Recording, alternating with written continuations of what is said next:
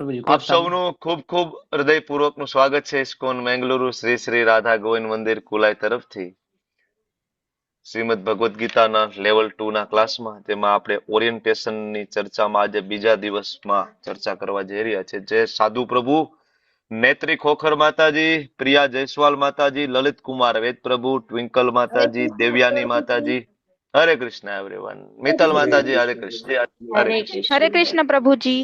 હરે હરે કૃષ્ણ કૃષ્ણ, પ્રભુ. હરે કૃષ્ણ, હરે કૃષ્ણ. ચાલો શરૂઆત કરશું. ભગવાન શ્રી શ્રી રાધા ગોવિંદજીના ચરણોમાં ખૂબ ભાવપૂર્વક પ્રેમપૂર્વકની પ્રાર્થના આપણે બધા સાથે મળીને અર્પણ કરીએ. ચાલો. શ્રી શ્રી રાધા ગોવિંદ ભગવાન કી જય, શ્રીલ પ્રભુપાદ કી જય. ઓમ અજ્ઞાનતિમિરાન્ધસ્ય જ્ઞાનાંજન શલાકયા ચક્ષુરુન્મિલિतं येन तस्मै श्री गुरुवे नमः.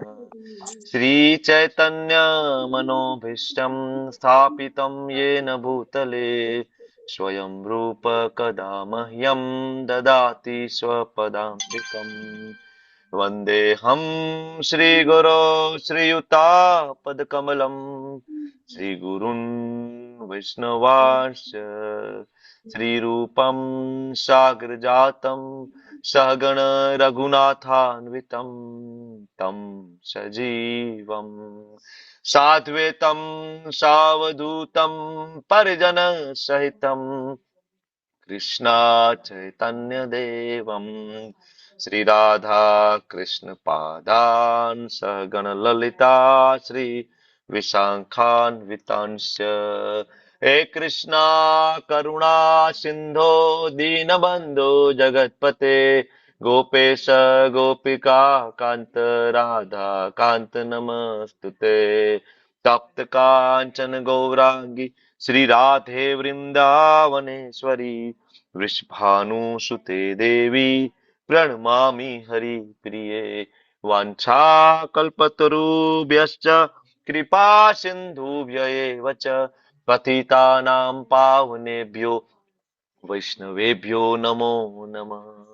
नमो विष्णुपादाय कृष्णपृष्ठाय भूतले श्रीमते भक्तिवेदान्त स्वामिन् इति नामिने. नमस्ते सारस्वते देवे गौरवाणी प्रचारिणे निर्विशेषा शून्यवादी पाश्चात्यादेशतारिणे. जय श्री कृष्ण चैतन्य प्रभु नित्यानंद श्री अद्वैत गदाधर श्रीवासादि गौर भक्त वृंद. हरे कृष्णा कृष्णा कृष्णा कृष्णा हरे हरे, हरे राम राम राम हरे हरे. हरे कृष्णा. हाँ, હરે કૃષ્ણ પ્રભુજી. હરે દંડવત. કૃષ્ણ પ્રભુ. હરે કૃષ્ણ હરે કૃષ્ણ. રાજેન્દ્ર હરે પ્રભુ કૃષ્ણ વેલકમ પ્રભુજી. વેલકમ. હરે હિનાબેન કૃષ્ણ ત્રિવેદી પ્રભુજી. માતાજી, હરે યશોધરા કૃષ્ણ માતાજી, હરે કૃષ્ણ પ્રભુજી. હરે કૃષ્ણ. Welcome welcome. બધાનું ખૂબ ખૂબ હૃદયપૂર્વકનું હરે કૃષ્ણ. હેત પ્રભુ વેલકમ. ચાલો હરે કૃષ્ણ. શરૂઆત કરીએ આપણે. તો ગઈકાલના અધ્યાયનું નાનું એવું રિવિઝન થી શરૂઆત કરશું. શું ભણ્યા હતા? કોને યાદ છે ગઈકાલે? થોડો હેન્ડરેસ કરીને થોડું બોલવાની કોશિશ કરો, જેવું આવડે એવું. ચાલો ભદ્રેશ પ્રભુ થી શરૂઆત કરીએ. ડોક્ટર ભદ્રેશ પ્રભુજી બોલો, કાલે શું શું ભણ્યા હતા થોડુંક કહો. પ્રભુજી દંડવત પ્રણામ. પ્રભુ બોલો. તમે કોઈ પણ કાર્યમાં સિદ્ધિ મેળવવા માટે હેડ, હાર્ટ ને હેન્ડ એક સાથે લાગવું જોઈએ એ વાત કરી. અલગ અલગ પુરાણોના રેફરન્સ દ્વારા તમે એ વાત કરી કે ભગવાન કૃષ્ણ તે પૂર્ણ પુરુષોત્તમ છે. મંગલા આરતી ની મહત્વ વિશે વાત કરી, તુલસી આરતી ને મહત્વ વિશે વાત કરી, બ્રહ્મ મુહૂર્તમાં જાપ કરવાના મહત્વ વિશે વાત કરી, અને લેવલ 2 માં આપણે શું શું કરવાનું, શું શું નહીં કરવાનું એના વિશે વાત કરી. એક્સલન્ટ પ્રભુ, થેન્ક યુ પ્રભુજી, ધન્યવાદ પ્રભુ. સોનમ માતાજી કઈ મુદ્દા એડ કરવા છે થોડા? બીજા બધા માઇક બંધ કરી દેજો. હોસ્ટ એક્ટિવ મોડમાં આવી જાવ બધા. ચાલો યસ બોલો સોનમ માતાજી. પ્રભુજી કાલે તમે બીજું પ્રભુજીએ કીધું એની સાથે બીજું તમે ભગવાનના ઐશ્વર્ય વિશે પણ કીધું હતું. અને એક બહુ સારી એવી વસ્તુ તમે કીધી હતી જે મને બહુ ગમી કે પ્રભુપાદજીને એમના શિષ્ય એક વખત પૂછ્યું હતું કે મંગળા આરતી ક્યારે ન કરવી, તો એમણે કીધું કે જ્યારે આપણે ડેડ થઈ જાય ત્યારે. તો એ અને પછી સાધના સ્કોર વિશે તમે કહ્યું હતું. અને ભાગવતમ અને ભગવદ ગીતા રીડ કરવાનું, મંગલા આરતી પ્લસ જે 16 રાઉન્ડ્સ નું શું મહત્વ છે એ બધું કહ્યું હતું. તુલસી આરતી એની સાથે એમને જલ અર્પણ કરવું અને એમની પ્રદક્ષિણા એ પણ તમે કીધું હતું. હરી બોલ. થેન્ક યુ માતાજી, ખૂબ ખૂબ ધન્યવાદ. વિશાલ પ્રભુ એડ કરો, હરે. ચાલો. વિશાલ પટેલ પ્રભુ. વિશાલ પટેલ પ્રભુ માઇક ચાલુ કરો, માઇક ચાલુ કરો. હરી બોલ. ઓકે, ચાલો, એમનો હેન્ડ ડાઉન થઈ ગયો. હેલો અમારી સાથે પ્રભુજી, હરે રાધે કૃષ્ણ. કૃષ્ણ. મનહરબા, હરે કૃષ્ણ. થોડું મોડું વેલકમ થઈ ગયું. વેલકમ હાજી, વેલકમ. થોડું મોડું થઈ ગયું. એની શરૂઆત થઈ છે, ડોન્ટ વરી. હજી તૈયારી થઈ રહી છે ક્લાસની. હરે કૃષ્ણ. Welcome welcome. હાજી હાજી. હરે કૃષ્ણ. ચાલો, તો ગઈકાલે આપણે ઓરિએન્ટેશનના પહેલા દિવસની અંદર આપણે ભણ્યા પ્રણામ મંત્ર, પંચતત્વ મંત્ર અને હરે કૃષ્ણ મહામંત્રથી આપણે શરૂઆત કરવાના છે યાત્રાથી. તો આ 3 મંત્ર આપણને આવડવા જોઈએ. શું કામ? અલગ અલગ લેવલ, બરાબર. શું તમારી લાયકાત લેવલ 2 કરવા માટેની, બરાબર, કે ભાઈ 1 માળા કરીએ એટલે આપણે લેવલ 2 કરી શકીએ. કઈ અઘરું નથી. ખાલી 7 મિનિટનો સમય 24 કલાકમાંથી આપવાનો છે, બરાબર. અને સંકલ્પ આપણે બધા લીધો છે સાથે મળીને કે તમે 1 માળા કરશો મારી સાથે, બરાબર. અને ક્લાસ પૂરો થઈ 1 માળામાં તમારે રોકાવું જોઈએ. ઘણા બધા જતા રહીએ છે, પણ તમે સંકલ્પ લીધો છે તમારે મારી સાથે 1 માળા કરવી જોઈએ, બરાબર. અને 1 માળાથી શું થશે તો આપણે સરસ એક્ઝામ્પલ થી ભણ્યા હતા, ખિસકોલી વાળું એક્ઝામ્પલ, રામ સેતુ ને ભગવાન નાનામાં નાની સેવા યાદ રાખે છે, બરાબર. અને 6ઠા અધ્યાય તમે જયારે ભણશો, મતલબ ભણ્યા છે આપણે લેવલ 1 માં, ત્યાં આપણને ખબર છે કે ભગવાન ભક્તિને યાદ રાખે છે, બરાબર. અને આવતા જન્મમાં ફરીથી આપણને ત્યાંથી શરૂઆત કરાવડાવે છે. બીજું એકેય જ્ઞાન એવું નથી કે તમારી સાથે આવશે કેરી ફોરવર્ડ.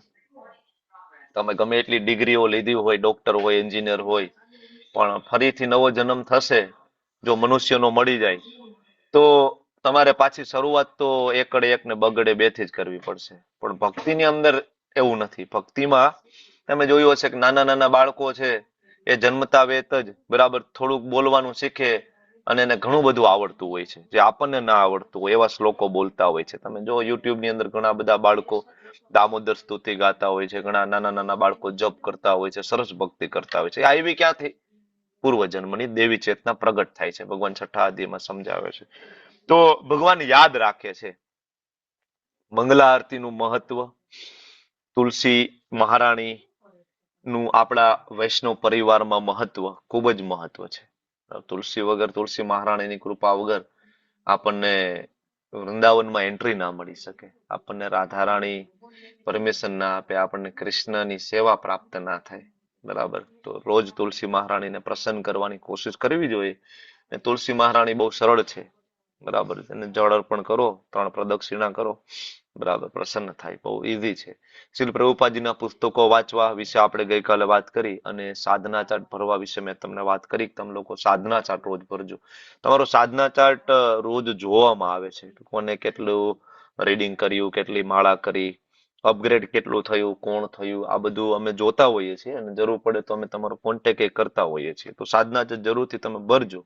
પછી આપણે સૈદ્ધાંતિક રીતે એટલે થિયરિકલ બેકગ્રાઉન્ડ થી જોઈએ કે ભગવાન કૃષ્ણ પૂર્ણ પુરુષોત્તમ છે, પણ એ શીખવા માટે જે પ્રી રિક્વિઝિટ, જેમ કે ડોક્ટર બનવું હોય તો 12માં સાયન્સ હોવું જોઈએ, એ કમ્પલસરી છે. કોઈ એમ કે હું 11માં 12માં આર્ટ્સ કે કોમર્સ રાખું ને પછી મારે ડોક્ટર બનવું હોય, બરાબર, તો એ શક્ય નથી. તો એવી રીતના તમારે ભગવદ્ ગીતા શીખવી હોય તો તમારે ભક્તો અસીમે સખા ચેતી વાળો ગુણ હૃદયમાં કેળવવાની કોશિશ કરવી જોઈએ કે હું ભગવાનનો ભક્ત છું, ભગવાન મારા સ્વામી છે, બરાબર, ભગવાન મારા પ્રિય મિત્ર છે, અને હું મારા બધા સુખ દુઃખની વાત એની સાથે કરી શકું, અને મારા એવા મિત્ર છે જે હંમેશા મારી સાથે છે અને મારી રક્ષા કરે છે. તો આ કન્વિક્શન આપણને હોવું જોઈએ. રોજ ઘેર આવી અને આપણો એક નિત્યક્રમ હોવો જોઈએ. ઘરમાં આવીએ બહારથી આવ્યા હોય તો પેલું આપણા ઠાકોરજી શું કરે છે, બરાબર, સીધું આપણે જ્યાં ઠાકોરજી બિરાજમાન હોય ત્યાં જવું જોઈએ, ભગવાનને પૂછવું જોઈએ, ભગવાન શું કરો છો, કેમ છો, બરાબર. અને આખી દિનચર્યા ભગવાનની સામે કેવી જોઈએ, ભગવાન આજ તો આવું આવું થયું, આવું આવું થયું, મુશ્કેલીનો દિવસ હતો પણ તમે મારી સાથે હતા તો ખૂબ સારું રહ્યું. રોજ એવરીડે તમે ટ્રાય કરો ભગવાન સાથે વાત કરવાની. ભગવાન રેસિપ્રોકેટ કરશે એક દિવસ તમને. રેસિપ્રોકેટ એટલે આદાન પ્રદાન કરવું. ભગવાન તમને સંકેત આપશે, હું સાંભળું છું. ઘણા બધા ભક્તોને આ સંકેત મળતા હોય. તમને શું લાગે આટલા મોટા મોટા મંદિરોની અંદર લોકો પોતાનું જીવન આપી દેતા હોય, ભક્તિ કરતા હોય છે, શ્રૃંગાર કરતા હોય ઇસ્કોનના મંદિરોમાં, બરાબર. તમને શું લાગે કે એમાં કોઈ રસ વગર કે કોઈ આદાન પ્રદાન વગર કોઈ વ્યક્તિ કેટલા દિવસ કરી શકે? 1 દિવસ, 2 દિવસ, 3 દિવસ, બરાબર, નહીં કરી શકે. પછી એનો રસ ઉડી જશે. પણ એની સાથે ભગવાન રેસિપ્રોકેટ કરતા હોય છે. ભગવાન રેસિપ્રોકેટ કરે. એક પ્રસંગ તમને શરૂઆત કરું આજનું લેક્ચર. વૃંદાવનની અંદર રાધા રમણ લાલજી બિરાજમાન છે. તમને ખબર હશે આટલા નાના એવા ભગવાન છે, બહુ ફેમસ છે. નાના છે પણ બહુ ફેમસ છે ઓલ ઓવર વર્લ્ડ ની અંદર રાધા રમણ. કારણ કે સ્વયંભૂ પ્રગટ થયા છે સાલગ્રામ ભગવાનમાંથી. કોઈ એને કોતરણી નથી કરી. ગોપાલ ભટ્ટ ગોસ્વામી, બરાબર, એમની પ્રસન્નતા માટે શ્રી રાધા રમણ લાલ પ્રગટ થયા. ઘણી વખત એમના પૂજારી વાત કરતા હોય છે કે ભગવાનને જે ડ્રેસ પહેરવો હોય ને એ ડ્રેસ પહેરે. જો ભગવાનને ડ્રેસ ના પહેરવો હોય તો એના માપનો હોવા છતાં એ ડ્રેસ એને થાય નહીં. અને તમે ગમે એટલી વાર એને ટ્રાય કરો, આ બાજુથી પહેરાવો તો આ બાજુથી નીકળી જાય, આ બાજુથી પહેરાવો તો આ બાજુથી નીકળી જાય. એને જે સાફો ધારણ કરવો હોય એ જ સાફો ધારણ કરે. તમે પહેરાવો અને એને ના પહેરવો હોય તો સાફો નીકળી જ જાય. આવું ઘણી વખત થયું છે. અને ઇવન ઘણા બધા ભક્તો સાથે ભગવાન આ રીતના રેસિપ્રોકેટ કરતા હોય છે. તો ભગવાનના ભક્ત બનવાની કોશિશ કરીએ, ભગવાનના મિત્ર બનવાની કોશિશ કરીએ તો આગળના જે 40 દિવસ છે એ સમજવા થોડા આપણને સરળ પડશે, બરાબર. થિયરિકલ બેકગ્રાઉન્ડમાં આપણે જઈએ અને આપણે પૂછીએ કે ભાઈ ભગવાન કોણ છે. સૌ પ્રથમ તો કોને પૂછીએ? બ્રહ્માજીને જ પૂછીએ ને કે પ્રભુ તમે જ કહો ભગવાન કોણ છે. બ્રહ્માજી કહે છે ઈશ્વર પરમ કૃષ્ણ સચ્ચિદાનંદ વિગ્રહ. તો તમે વાત કરતા હોય કે ઈશ્વર કોણ છે તો કૃષ્ણ છે, બરાબર. સુપ્રીમ ઓથોરિટી છે ને બ્રહ્માજી આ ભૌતિક જગતની અંદર. તો કારણ કે એની પેલા કોઈ આ ભૌતિક જગતમાં એન્ટર નથી થયું. ભૌતિક જગતની અંદર આ બ્રહ્માંડની અંદર પેલો જીવ એન્ટર થયો એનું નામ બ્રહ્મા, બરાબર, ભગવાનના પુત્ર, બરાબર. બીજું આપણે સૌથી બરાબર મહત્વની ઓથોરિટી શિવજી પાસે જઈએ. સ્વયં ભગવાન મહાદેવ. મહાદેવને પૂછીએ કે ભાઈ ભગવાન કોણ છે? મહાદેવ પોતે કે છે કે હા, આરાધના નામ સર્વેશામ વિષ્ણુ આરાધના પરમ. કૃષ્ણ કૃષ્ણ જગન્નાથ ત્વમેવ પુરુષોત્તમ. એ કૃષ્ણ તમે પુરુષોત્તમ છો, તમે જગન્નાથ છો, બરાબર. શિવજીને આપણે પૂછ્યું, એમને કહ્યું ભગવાન કૃષ્ણ છે. પરાશર મુનિને પૂછ્યું કે ભાઈ તમે કહો ભગવાનની વ્યાખ્યા શું થાય? પરાશર મુનિએ આપણને વ્યાખ્યા આપી, બરાબર. ષડ ઐશ્વર્યથી પરિપૂર્ણ હોય એને ભગવાન કહેવાય. આ ચર્ચા આપણે કરી ચૂક્યા છીએ ગઈકાલે. અને આ બધા મુદ્દાઓ પર ચર્ચા કરી અને છેલ્લે આપણે અહીંયા આ સ્લાઇડ સુધી પહોંચ્યા છીએ. હવે આજના દિવસે આપણે જો બ્રહ્માજીને પૂછ્યું, આપણે શિવજીને પૂછ્યું. હવે આપણે મહાન આચાર્યોના શ્રી ચરણે જઈએ અને આપણે પૂછીએ કે તમે કહો કે ભગવાન કોણ છે. તો એમાં મહાન આચાર્યમાં શરૂઆત આપણે કરીએ વેદ વ્યાસજીથી. ભગવાન વેદ વ્યાસજીને આપણે પૂછીએ, કારણ કે સંપૂર્ણ વૈદિક સાહિત્યના રચયિતા કોણ છે? ભગવાન વેદ વ્યાસ, બરાબર ને. 4 વેદ, 108 ઉપનિષદ, 17 પુરાણ, આ બધી રચનાઓ. 18મું પછી આવ્યું ભાગવત મહાપુરાણ. એટલે 18 પુરાણ, 18 ઉપપુરાણ, અને આ બધી રચના ભગવાન વેદ વ્યાસજી દ્વારા કરવામાં આવી. અને જ્યારે વેદ વ્યાસજીને તમે પૂછો કે ભગવાન કોણ છે, ત્યારે વેદ વ્યાસજી આપણને કહે શ્રીમદ ભાગવતમ સ્કંદ 1 અધ્યાય 3 અને શ્લોક નંબર 28. અને જ્યારે વેદ વ્યાસજી આપણને સમજાવે છે કે તે ચાંચ કલા પુંસ કૃષ્ણસ્તુ ભગવાન સ્વયં, બરાબર. વેદ વ્યાસજી કહે છે બાકી બધા ભગવાન શ્રી કૃષ્ણના અંશ અને કલા, બરાબર. ભગવાનના વાંશ અને વિભિન્નાંશ, આવી રીતના ભગવાનના અંશ અને ભગવાનના કલા એટલે ભગવાન પોતાની શક્તિ જ્યારે સંચારિત કરે છે એને કહેવાય ભગવાનની કલાઓ. તો આ રીતના વેદવ્યાસજીના શ્રી ચરણે જાય અને વેદવ્યાસજીને પૂછીએ તો વેદવ્યાસજી કહે છે કે ભગવાન શ્રી કૃષ્ણ છે. શ્રીમદ ભાગવતમ સ્કંદ 1 અને અધ્યાય 3 ની અંદર અલગ અલગ ભગવાનના અવતારોનું વર્ણન છે. તમે લોકો જરૂરથી સમય કાઢી અને વાંચજો, તમને ખ્યાલ આવશે. ભગવાનના જનરલી આપણે 10 અવતાર વિશે સાંભળતા હોઈએ છીએ. જનરલી આપણે પૂછીએ તો લોકોને 10 અવતાર વિશે ખબર છે, પણ ભગવાનના 24 અવતારોનું વર્ણન, બરાબર, 22 ડાયરેક્ટ અને 2 બીજા અવતાર, એમ કરીને 24 અવતારનું. મારો અવાજ બરાબર છે ને? વિડીયો, ઓડિયો બધું, પીપીટી બધું બરાબર ચાલે છે ને? હા પ્રભુ. Yes, thank you. તો ટોટલ 24 અવતારોનું વર્ણન શ્રીમદ ભાગવત મહાપુરાણમાં કરવામાં આવ્યું છે. અને એમાં 24 જે ભગવાનના અવતારનું વર્ણન કરે છે, પણ એમાં એક જ અવતારની અંદર વેદવ્યાસજી લખે છે કે એતે ચાંસ કલાપુંસ કૃષ્ણસ્તુ ભગવાન સ્વયં. બીજા બધા એકેય અવતારની અંદર આ શબ્દ વેદવ્યાસજીએ નથી વાપર્યો, કૃષ્ણસ્તુ ભગવાન સ્વયં. તમે વાંચી લો સ્કંદ 1 અધ્યાય 3, બધા અવતારોનું લિસ્ટ આપ્યું છે એમાં વેદવ્યાસજીએ. એક જ અવતારની અંદર લખ્યું છે કૃષ્ણસ્તુ ભગવાન સ્વયં, બરાબર. તો આ સુપ્રીમ ઓથોરિટી છે ને વેદવ્યાસજી. વેદવ્યાસજીથી આમ વૈદિક સાહિત્યમાં કોઈ સુપ્રીમ ઓથોરિટી ખરી? આજકાલના કેટલાય મત પથ સંપ્રદાયમાં પોતાના પુસ્તકો લખી અને પોતાના ગુરુને ભગવાન તરીકે લોકો ચિતરી રહ્યા છે, કે કોઈ સંતને ભગવાન તરીકે બરાબર રાખી રહ્યા છે, બરાબર. પણ અહીંયા બહુ ક્લિયરલી વેદવ્યાસજીથી ઉપર ઓથોરિટી તો કોઈ નથી ને વેદવ્યાસજીથી, બરાબર. સાહિત્યની દ્રષ્ટિએ સુપ્રીમ ઓથોરિટી. પછી આપણે અર્જુનજી પાસે જઈને અર્જુનજીને પૂછીએ કે તમે કહો કોણ છે પરમ બ્રહ્મ? વેદની અંદર જીવને બ્રહ્મ તરીકે સંબોધન કર્યું છે, ભગવાનને પરમ બ્રહ્મ તરીકે સંબોધન કર્યું છે, બરાબર. તો અર્જુનને પૂછીએ કે ભાઈ પરમ બ્રહ્મ કોણ છે? તો અર્જુન શું કહે છે? આપણે તો ભણી ગયા છે ને 10મો અધ્યાય. પરમ બ્રહ્મ પરમ ધામમ પવિત્રમ પરમમ ભવાન પુરુષમ શાશ્વતમ દિવ્યમ આદિદેવમ અજમ વિભુમ. અર્જુન પોતે કે છે તમે પરમ બ્રહ્મ છો, તમે જ પૂર્ણ પુરુષોત્તમ છો, પરમ ધામ તમે છો. તો કોઈ એમ કે એના મિત્ર છે એટલે કહે છે ને, સારું લગાડવા માટે કહેતા હશે. ત્યારે અર્જુન કહે છે કે ભાઈ એવું નથી.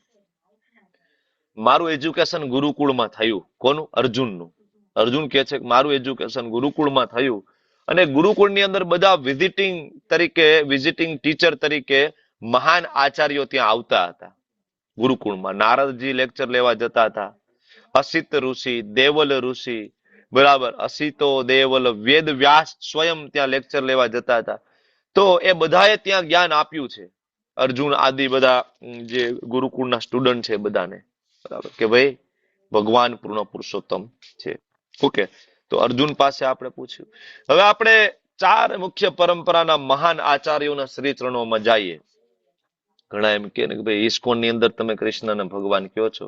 તો ઇસ્કોન તો બ્રહ્મ મધ્વ બરાબર પરંપરાનો ભાગ છે, બ્રહ્મ મધ્વ ગૌડીય વૈષ્ણવ પરંપરા.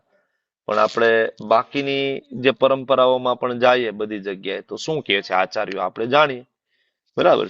4 પરંપરામાં પહેલી પરંપરા એટલે જેમાં આપણે છીએ, આપણી પરંપરા એટલે બ્રહ્મ મધ્વ ગૌડીય વૈષ્ણવ પરંપરા, બરાબર. જે આચાર્ય તમારી સામે તમે જોવો છો એનું નામ છે મધ્વાચાર્ય. ઇસ્કોનની અંદર મધ્વાચાર્યનું એક આગવું મહત્વ છે, કારણ કે ઇસ્કોન જે પરંપરાનું જે પાલન કરે છે એ પરંપરા બ્રહ્મ મધ્વ ગૌડીય સંપ્રદાય તરીકે ઓળખવામાં આવે છે. અને મધ્વાચાર્ય એમાં એક મુખ્ય કડી સમાન આચાર્ય છે અમારા. મધ્વ અને બ્રહ્મ ગૌડીય વચ્ચેની એક કડી છે, બરાબર. તો મધ્વાચાર્યનો જીવન પરિચય વિશે હું તમને વાત કરું. મધ્વાચાર્ય એ વાયુદેવના 3જા અવતાર તરીકે મનાય છે. પવનદેવ, વાયુદેવ. પ્રથમ અવતાર પવનદેવ વાયુદેવનો એટલે કે ત્રેતાયુગમાં ભગવાન રામચંદ્રજી સાથે હનુમાનજી મહારાજ, એ પવનદેવનો વિસ્તાર છે. દ્વિતીય અવતાર દ્વાપર યુગમાં ભગવાન કૃષ્ણની સેવા કરવા માટે આવ્યા હતા ભીમસેનજી, એ પણ પવનદેવનો વિસ્તાર છે. અને ત્રીજો અવતાર કળિયુગની અંદર ભગવાન વેદવ્યાસજીની સેવા કરવા માટે અને માયાવાદનું ખંડન કરવા માટે પ્રગટ થયા, એમનું નામ મધ્વાચાર્ય. ત્રણેયનો કમ્બાઇન્ડ વિસ્તાર છે. મધ્વાચાર્યની અંદર હનુમાનજી પણ છે, ભીમસેનજી પણ છે અને પવનદેવ પણ છે. અને આના ઘણા બધા પુરાવા અને મધ્વાચાર્ય ખૂબ ચમત્કાર આપ્યા છે, ખૂબ બતાવ્યા છે ચમત્કાર. મધ્વાચાર્યજીનો જન્મ દક્ષિણ ભારતનું કર્ણાટક. તમે આપણા ઇસ્કોન મેંગલુરુ મંદિરે જાઓ એટલે આપણે મોટા ભાગે ત્યાં દર્શન કરવા જતા હોય, કારણ કે ત્યાંથી નજીક છે. પાજક ક્ષેત્ર તરીકે ઓળખાય છે, પ્રાજકા, બરાબર, ઉડુપીની પાસે આપણે જઈએ છીએ. તુલુ બ્રાહ્મણ ફેમિલીમાં એમનો જન્મ થયો, માતા વેદવતીને ઘેર. બાળપણમાં એમનું નામ હતું વાસુદેવ. વાસુદેવ, બરાબર. અને બાળપણથી જ એને અલૌકિક કહેવાય કે ચમત્કારો બતાવ્યા છે, અલૌકિક. આજે પણ એ તમારે ચમત્કારો જોવા હોય તો તમને ત્યાં પ્રાજક ક્ષેત્રમાં જાઓ, તમને જોવા મળશે. 5 વર્ષની નાની ઉંમરે મધ્વાચાર્ય દીક્ષા લીધી. 12 વર્ષની ઉંમરે તો સંન્યાસ લઈ લીધો. તમે વિચાર કરો, 12 વર્ષના એ થયા ને ત્યારે તો એને આ સંસાર છોડીને સંન્યાસ લઈ લીધો. તો એની દીક્ષા અચ્યુત પાસાચાર્ય નામના એક આચાર્ય પાસે થઈ અને પછી એનું એક નામ પડ્યું પૂર્ણ પ્રજ્ઞા. પૂર્ણ પ્રજ્ઞા સ્વામી મહારાજ આવી રીતના ઓળખાવા લાગ્યા. પછી ધીમે ધીમે ધીમે આગળ આવ્યા. એકચ્યુઅલી એનો પ્રગટ થવાનો મૂળ જે હતો ને માયાવાદી ફિલોસોફીને હરાવવાનો હતો. શંકરાચાર્યજી દ્વારા જે માયાવાદી ફિલોસોફી આવીને, બરાબર, શંકરાચાર્ય આવ્યા અને માયાવાદનો ફેલાવો કરવા માટે ભારતમાં ભ્રમણ કર્યું. મધ્વાચાર્ય આવ્યા, એને ભારતની લંબાઈ અને પહોળાઈ એટલે કે ઉત્તર અને દક્ષિણ, પૂર્વ અને પશ્ચિમ સુધી એમને પ્રવાસ કર્યો અને બધી જગ્યાએ ભગવાન વિષ્ણુની ભક્તિને એમને એસ્ટાબ્લિશ કરી, ભગવાન કૃષ્ણની ભક્તિને એસ્ટાબ્લિશ કરી, બરાબર. શંકરાચાર્યનો માયાવાદ, માયાવાદ એટલે જીવ અને ભગવાન એક જ છે, એને માયાવાદ કહેવાય. એક દિવસ જીવ જ ભગવાન બની જશે તપ અને જપ કરીને, બરાબર. આને માયાવાદ કહેવાય. તો આને કહેવાય કે પરાસ્ત કરવા માટે મધ્વાચાર્ય આવ્યા. એટલે શંકરાચાર્યની જે ફિલોસોફી અદ્વૈતવાદ, એનું ખંડન કરવા માટે ફિલોસોફી લાવ્યા દ્વૈતવાદ. મધ્વાચાર્યની ફિલોસોફી છે દ્વૈતવાદ. દ્વૈત એટલે બે, બરાબર. એમને સમજાવ્યું કે જીવ પણ જુદો છે અને ભગવાન જુદો છે, જે આપણે ભગવદ્ ગીતાના બીજા અધ્યાયમાં ભણીશું. નત્વે વાહમ જાતુ નાસમ નત્વમ ને મે જનાધિપા વાળો શ્લોક છે. એની અંદર પણ ભગવાન કહે છે કે જીવની આઈડેન્ટિટી જુદી છે, ભગવાનની આઈડેન્ટિટી જુદી છે, બરાબર. બાજુમાં તમે જે ફોટો જોવો છો એ ભગવાન શ્રી કૃષ્ણ છે, સુંદર મજાની હાથમાં લાકડી લઈને જે ઊભા છે, બરાબર. પ્રસંગ એવો છે કે સમુદ્ર કિનારે મધ્વાચાર્ય છે એ સાધના કરી રહ્યા હતા અને સમુદ્રમાં એક વહાણ ફસાઈ ગયું. એક વહાણ ફસાઈ ગયું હતું, કારણ કે ખૂબ જ વાવાઝોડું, વંટોળ અને સુનામી જેવી પરિસ્થિતિમાં એ મોટું જહાજ હતું એ ફસાઈ ગયું. જ્યારે મધ્વાચાર્યએ જોયું કે એની અંદર રહેલા બધા જીવો ખૂબ દુઃખી છે, મધ્વાચાર્ય પોતાના યોગના બળે વહાણને, બરાબર, ત્યાં સ્થાનાંતરિત કરે છે કાંઠે અને એને સેવ કરે છે, બધા લોકોનો જીવની રક્ષા કરે છે. તો એનો જે કેપ્ટન છે મધ્વાચાર્ય ઉપર પ્રસન્ન થઈ જાય, એને ખબર પડી જાય છે કે આ તો આમના દ્વારા થયું છે, કારણ કે આ યોગી બેઠા છે એમના દ્વારા. બાકી આમાંથી બચવું કોઈ, બરાબર, ઇમ્પોસિબલ હતું, કે વહાણ ડૂબી જ જવાનું હતું. તો એ કેપ્ટન ખૂબ પ્રસન્ન થઈ અને એકચ્યુઅલી એ ગોપીચંદન લઈને જતા હોય છે દ્વારકાથી. દ્વારકાથી ગોપીચંદનનો મોટો એક ટુકડો એ મધ્વાચાર્યને ભેટ કરે છે અને એ ગોપીચંદનમાં થી આ ભગવાન પ્રગટ થાય છે, બરાબર. આજે પણ ઉડુપી કૃષ્ણ તરીકે ઓળખાય છે. તમે લોકો જાઓ તો એમના દર્શન થશે. ઉડુપીની અંદર ભવ્યાતિ ભવ્ય મંદિર છે. તમને જાણીને આશ્ચર્ય થશે કે આ એ શ્રી વિગ્રહ છે કે જેનું પૂજા અર્ચના સ્વયં માતા રૂક્ષ્મણીજી કરતા હતા.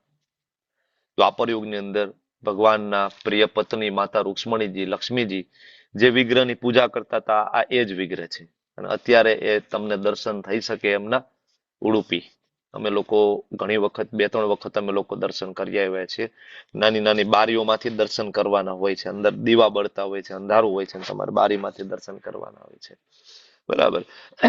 તો મધ્વાચાર્યનો ઇસ્કોન ગૌડીય વૈષ્ણવ પરંપરા સાથેનો ખૂબ મહત્વનો સંબંધ છે, કારણ કે ભગવાન શ્રી ચૈતન્ય મહાપ્રભુએ મધ્વ સંપ્રદાયમાંથી દીક્ષા સ્વીકારી છે, બરાબર.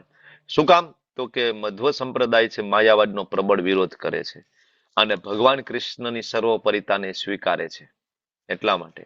એટલે મધ્વાચાર્ય મુખ્યત્વે 9 ઉપદેશ આપ્યા. એનો પહેલો ઉપદેશ એ હતો કે ભગવાન કૃષ્ણ પૂર્ણ પુરુષોત્તમ છે, એના ઉપર કોઈ તત્વ નથી. આ મધ્વાચાર્યની ફિલોસોફી છે, મધ્વ સંપ્રદાયની. બરાબર. અને બીજું કે આ બ્રહ્માંડ વાસ્તવિક છે, આ બ્રહ્માંડ મિથ્યા નથી. બ્રહ્માંડ વાસ્તવિક છે. બ્રહ્મ સત્ય જગત મિથ્યા, તો જગત મિથ્યા નથી, જગત ટેમ્પરરી છે. સાચો શબ્દ એ છે કે બ્રહ્મ સત્ય જગત અશાશ્વત. એ ફિલોસોફી મધ્વાચાર્ય આપણને સમજાવી. અને મધ્વાચાર્ય એ પણ સમજાવ્યું કે ગુરુના શરણે ગયા વગર કોઈ જીવનો ઉદ્ધાર થઈ શકતો નથી. બરાબર. માધવી ગોપી તરીકે એ વૃંદાવનની લીલામાં ભગવાન સાથે હતા મધ્વાચાર્ય, માધવી ગોપી. અને એ જ માધવી ગોપી આગળ મધ્વાચાર્ય બની અને પ્રચાર પ્રસાર કરવા માટે આવે છે, જેમને દ્વૈતવાદનો પ્રસાર કર્યો. 37 જેટલા ગ્રંથોની એમને રચના કરી, જેમાં ગીતા ભાષ્યમ, સૂત્ર ભાષ્યમ, અનુભાષ્યમ, ઘણા બધા, લોટ્સ ઓફ.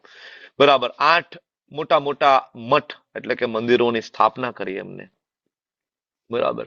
અને ઘણા બધા ચમત્કારો એમને બતાવે. એક વખતે સાધના કરી રહ્યા હતા અને એક સગર્ભા સ્ત્રી, પ્રેગ્નન્ટ લેડી ત્યાંથી નીકળ્યા અને એમને ખૂબ તરસ લાગી હતી. તો એ મહારાજને કહે છે કે બહુ તરસ લાગે છે. આજુબાજુમાં કે પાણી નહોતું. મધ્વાચાર્ય પોતાનો જે દંડ જે છે, બરાબર, એ ખાલી જમીનને અડાડે છે ને ત્યાંથી પાણી ફૂટી નીકળે છે જમીનમાંથી. મધ્વાચાર્ય નાના હતા ત્યારે એ કહેતા કે હું માયાવાદનું ખંડન કરવા માટે આવ્યો છું, કારણ કે બીજું કોઈ નહોતું. હનુમાનજી પોતે હતા. એમના પિતાજી કહે કે એટલું સહેલું થોડું છે કે આ બી વાવી દીધા ને ઝાડવું ઉગી ગયું તું માયાવાદનું ખંડન કરી નાખીશ. તો કે હા, એટલું સહેલું છે. લાવો, બી ક્યાં છે? બી લીધા, બરાબર, તરત ખાડો ગાર્યો, વાવ્યા, તરત ઝાડવું મોટું થઈ ગયું ઓન ધ સ્પોટ. બરાબર. તો મધ્વાચાર્ય ખૂબ ચમત્કાર બતાવ્યા છે. એક વખત મધ્વાચાર્યનો વિરોધ કરીને કેટલાક વિદ્વાન લોકો એમને મારવા માટે આવ્યા.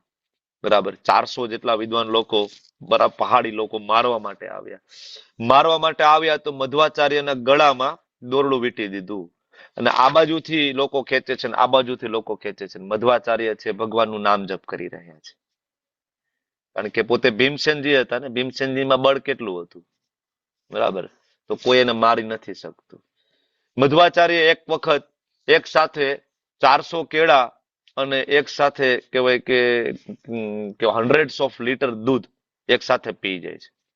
સાંભળવામાં બહુ આપણને આશ્ચર્ય લાગે, પણ યોગ શક્તિના બળે કોઈ પણ વ્યક્તિ આ કરી શકે, કારણ કે 8 પ્રકારની જે સિદ્ધિ પ્રાપ્ત થાય યોગ શક્તિના બળે કરી શકાય. તમે ઘણા બધા યોગીઓના નામ પણ જાણતા હશો. અંગ્રેજોના સમયમાં એક સાઉથમાં એક યોગી હતા. બરાબર. અને બધાને એમ થયું કે આ યોગી છે એ, બરાબર, કે એ છલ કરે છે.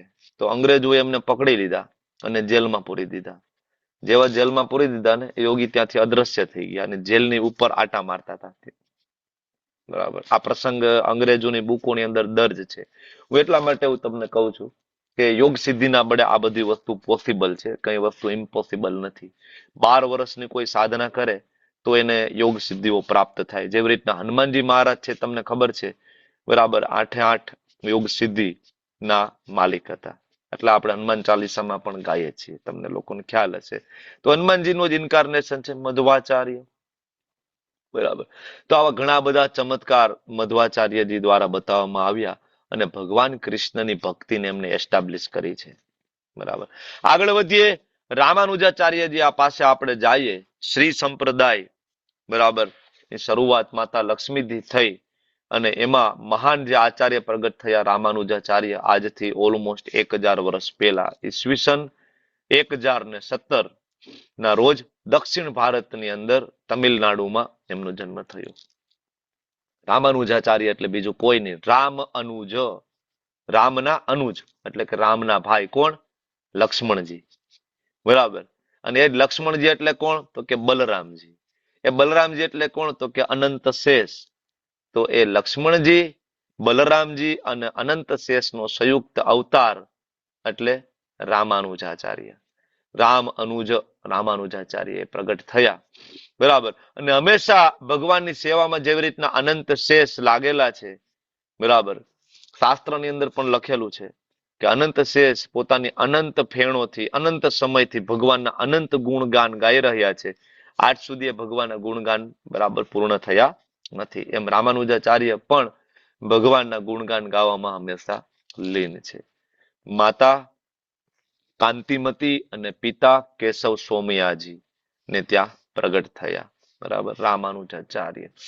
રામાનુજાચાર્ય અને ગૌડીય વૈષ્ણવ પરંપરા, આપણી જે ઇસ્કોન જે પરંપરા જે છે એની વચ્ચે ગાઢ સંબંધ છે. કારણ કે ભગવાન શ્રી ચૈતન્ય મહાપ્રભુએ દરેકમાંથી બબે શિક્ષાઓ ગ્રહણ કરી છે.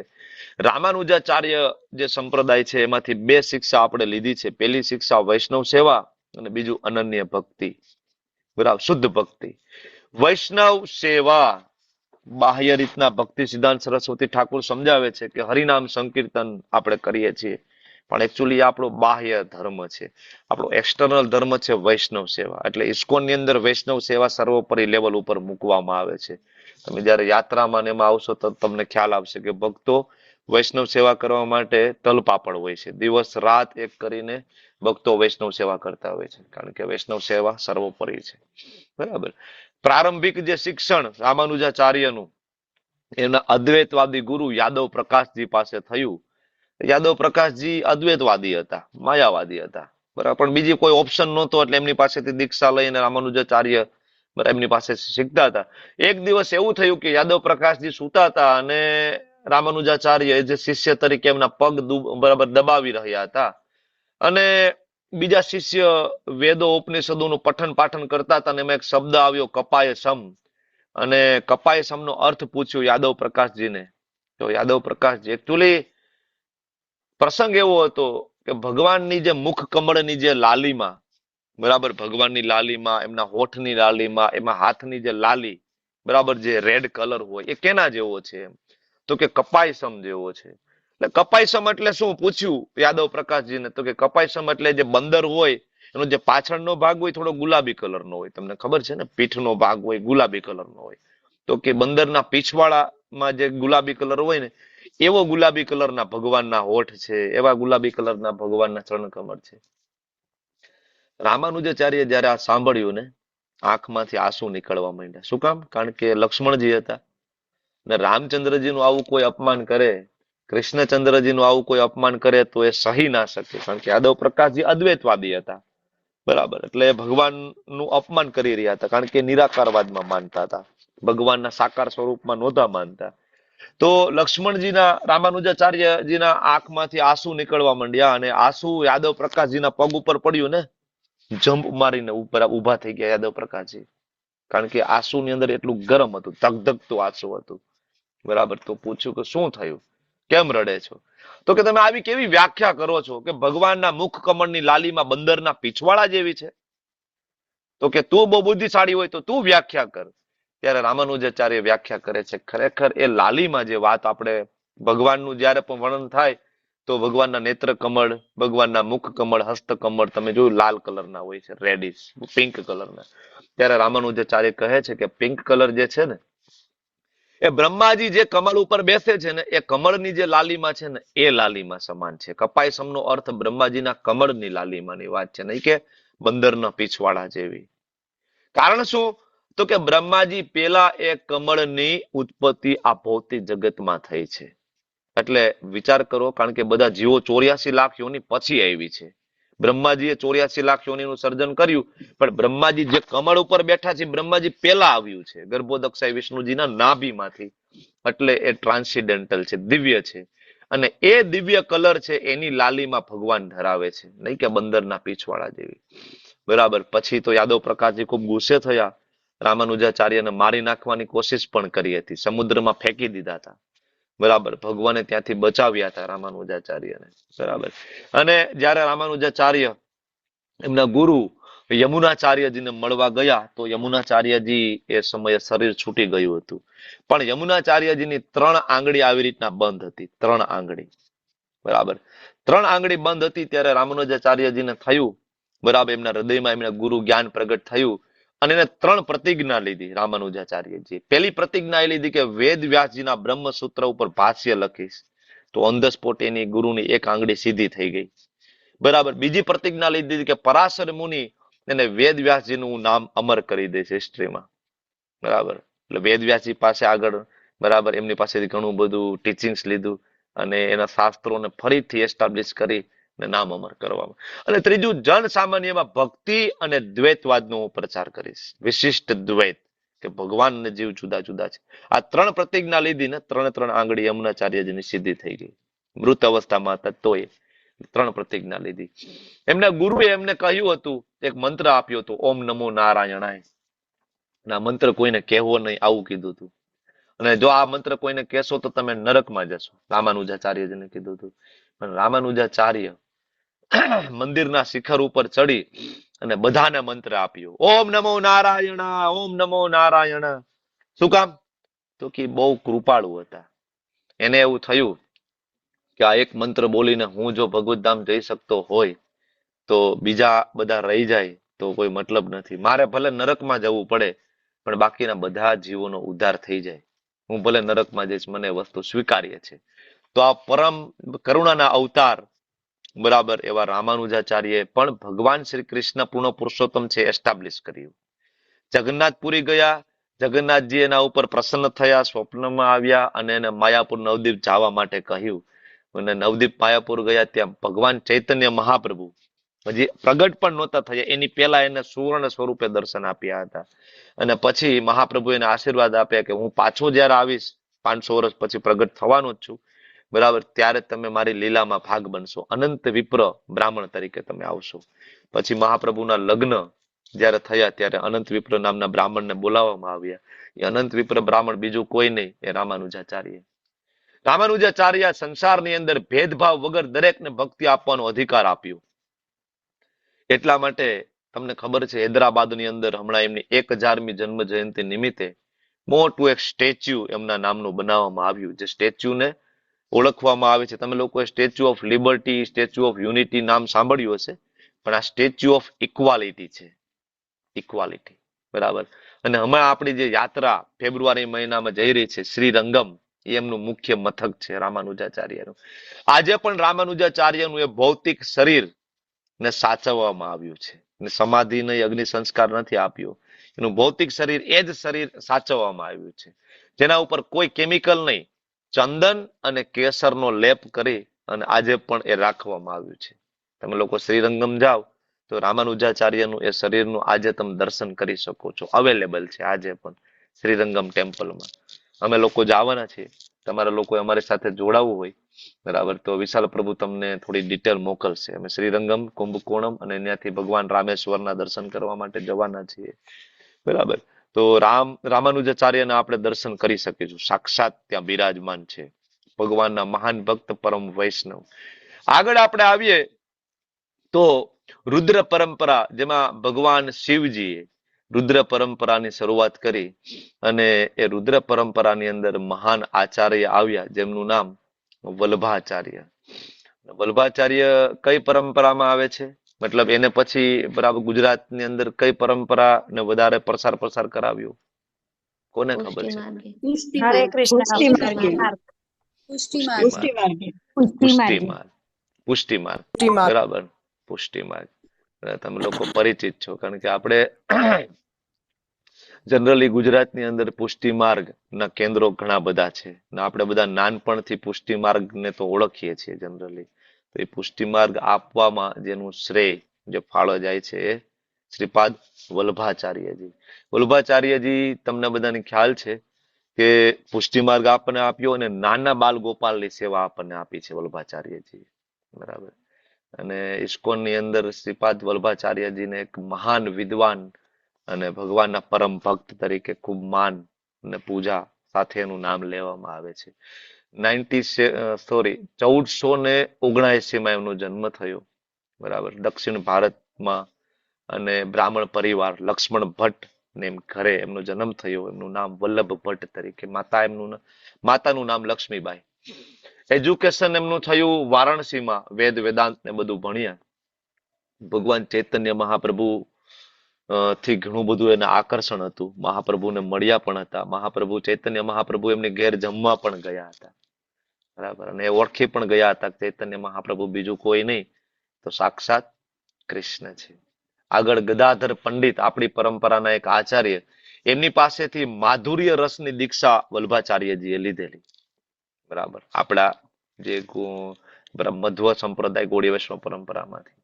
બરાબર, પછી એમને આગળ જે ફિલોસોફી આપી શ્રીપાદ વલ્ભાચાર્યજીએ એ શુદ્ધ દ્વૈત આપ્યું. શુદ્ધ દ્વૈત. તો બધા પરંપરાની એક અલગ અલગ ફિલોસોફી છે. તો અમને જે આપી વલ્ભાચાર્યજીએ શુદ્ધ દ્વૈત. બરાબર. અને બાલ સ્વરૂપ આપ્યું ભગવાનનું. પુષ્ટિ એટલે કે ભગવાનની કૃપા. પુષ્ટિ માર્ગ એટલે કે દિવ્ય કૃપાથી પોસાયેલી ભક્તિ, એટલે પુષ્ટિ માર્ગ એ આપણને આપ્યો. શ્રીમદ ભાગવતમ ઉપર સુબોધિની નામની એમને ટીકા લખી અને એમને ભારતભરની અંદર યાત્રાઓ કરી, અલગ અલગ જગ્યા. આજે પણ એમના બેઠકના આપણે દર્શન કરવા જઈએ છીએ. બરાબર. અને એમને ભારતભરની અંદર પ્રચાર પ્રસાર કરી અને એસ્ટાબ્લિશ કર્યું કે ભગવાન શ્રી કૃષ્ણ પૂર્ણ પુરુષોત્તમ છે, એના ઉપર કોઈ નથી. બરાબર. તો આ થઈ ગયું વલ્ભાચાર્ય. ને પછી આપણા આચાર્ય પરંપરામાં મહાન આચાર્ય આવ્યા એ ભગવાન શ્રી ચૈતન્ય મહાપ્રભુ, એટલે કે કૃષ્ણ સ્વયં. આજથી 500 વર્ષ પહેલા ભગવાન શ્રી ચૈતન્ય મહાપ્રભુ 1486માં બંગાળની અંદર, પશ્ચિમ બંગાળમાં માયાપુરમાં પ્રગટ થયા. માયાપુરમાં પ્રગટ થયા. એમના માતાનું નામ સચીદેવી, પિતાનું નામ જગન્નાથ મિશ્રજી. અને આ ભગવાન ચૈતન્ય મહાપ્રભુનું પ્રગટ થવાનું એકમાત્ર કારણ હતું કે કૃષ્ણચંદ્રજી દ્વાપર યુગમાં આવ્યા અને એને કહ્યું કે સર્વ ધર્માન પરિત્યજ્ય મામ એકમ શરણમ વ્રજ. પણ લોકોએ એવું કર્યું નહીં. લોકોએ ઉલટાના અલગ અલગ મત અને પથ અને વાળાઓ બનાવી દીધા. પણ લોકોએ સમજી ના શક્યા કે ભગવાન કૃષ્ણએ કીધું છે સર્વ ધર્માન પરિત્યજ્ય, અને મારા એકના શરણે આવો. આ ઓરિજિનલ ધર્મ છે. કૃષ્ણના શરણે જવું એ ધર્મ છે. અને કૃષ્ણના શરણે કોઈ પણ જઈ શકે. હિન્દુ, મુસ્લિમ, શીખ, ઈસાઈ, એમાં કોઈ બાધ્ય નથી કે ખાલી હિન્દુ જ કૃષ્ણની ભક્તિ કરી શકે. લોકો આ સમજી ના શક્યા. લોકોએ વાળા અલગ અલગ કરી નાખ્યા. ભગવાને ચાતુર વર્ણ આપ્યા. લોકો એ પણ ના સમજી શક્યા. લોકોએ જન્મથી હોય એવું માની લીધું. હું બ્રાહ્મણ છું, હું ક્ષત્રિય છું. હકીકતે ભગવાને જન્મ જાતિ પ્રમાણે નહોતું આપ્યું. ભગવાને ગુણ કર્મ વિભાગ આપ્યા હતા. 9 ગુણ બ્રાહ્મણના આપ્યા હતા, 8 ગુણ ક્ષત્રિયના આપ્યા હતા, 3 ગુણ વૈશ્યના આપ્યા હતા, 1 ગુણ શૂદ્રનો આપ્યો હતો. ભગવાને એ પ્રમાણે આખી વર્ણ વ્યવસ્થા ઊભી કરી હતી. આપણે એને સમજી ના શક્યા. કહેવાતા બ્રાહ્મણો, કહેવાતા અમુક વિદ્વાન પાખંડી લોકો દ્વારા એ વર્ણ વ્યવસ્થાનું ઉલ્લંઘન કરવામાં આવ્યું. નાના માણસોને ખૂબ દુઃખી કરવામાં આવ્યા, હેરાન કરવામાં આવ્યા. બરાબર. આજે પણ આપણે જોઈએ છીએ ને, દલિત, હરિજન લોકો સનાતન ધર્મ, હિન્દુ ધર્મ છોડી અને એ લોકો ઈસાઈ બનતા હોય, બૌદ્ધ બનતા હોય. કોના પાપે? કહેવાતા વિદ્વાન લોકોએ ખૂબ હેરાન કર્યા કે તમે તો નીચી જાતિના છો, તમે તો અસ્પૃશ્ય છો. બરાબર. આવું છે, તેવું છે. ભગવાને એવું નહોતું સમજાવ્યું ભગવદ્ ગીતાની અંદર ક્યાંય. બરાબર. તમે ઇવન આપણા શાસ્ત્રમાં ક્યાંય જાતિ વિશેનો ઉલ્લેખ નથી. આજે આપણને આપણા એકચ્યુઅલી એક અંગ્રેજ નામ ભૂલી ગયો, અંગ્રેજ આવ્યો અને એમને આપણા જે કામ હતા ને એ મુજબ આપણી જાતિઓ બનાવી નાખી. જેમ કે અમે કુંભાર છીએ તો અમે માટલા કરીએ, પણ એ તો અમારું કામ છે. જાતિ કુંભારની નથી, પણ એને જાતિ બનાવી દીધી. આ કુંભાર જાતિના છે. બરાબર. આ સુથાર જાતિના છે. આ દરજી જાતિના છે. એ દરજી, સુથાર, કુંભાર આ કોઈ જાતિનું નામ નથી, આ તો કામનું નામ છે. બરાબર. પણ એને એવી 1800 થી વધારે જે કામ કરતા હતા ચમાર, તો એ બધા એને જાતિ તરીકે આપીને આપણને બધાને જાતિવાદમાં લડાવી દીધા અંદરો અંદર. બ્રાહ્મણ કે હું મોટો છું, ક્ષત્રિય કે હું મોટો છું. બરાબર. આજે પણ આ ચાલે છે ને, કારણ કે આખું એક મોટું ષડયંત્ર હતું કે હિન્દુ પ્રજા ઉપર, સનાતન ધર્મી પ્રજા ઉપર કેવી રીતના રાજ કરવું. તો આ બધાને તોડી નાખે, ભાગલા પાડો અને રાજ કરો, આ નીતિ તહેત. બરાબર.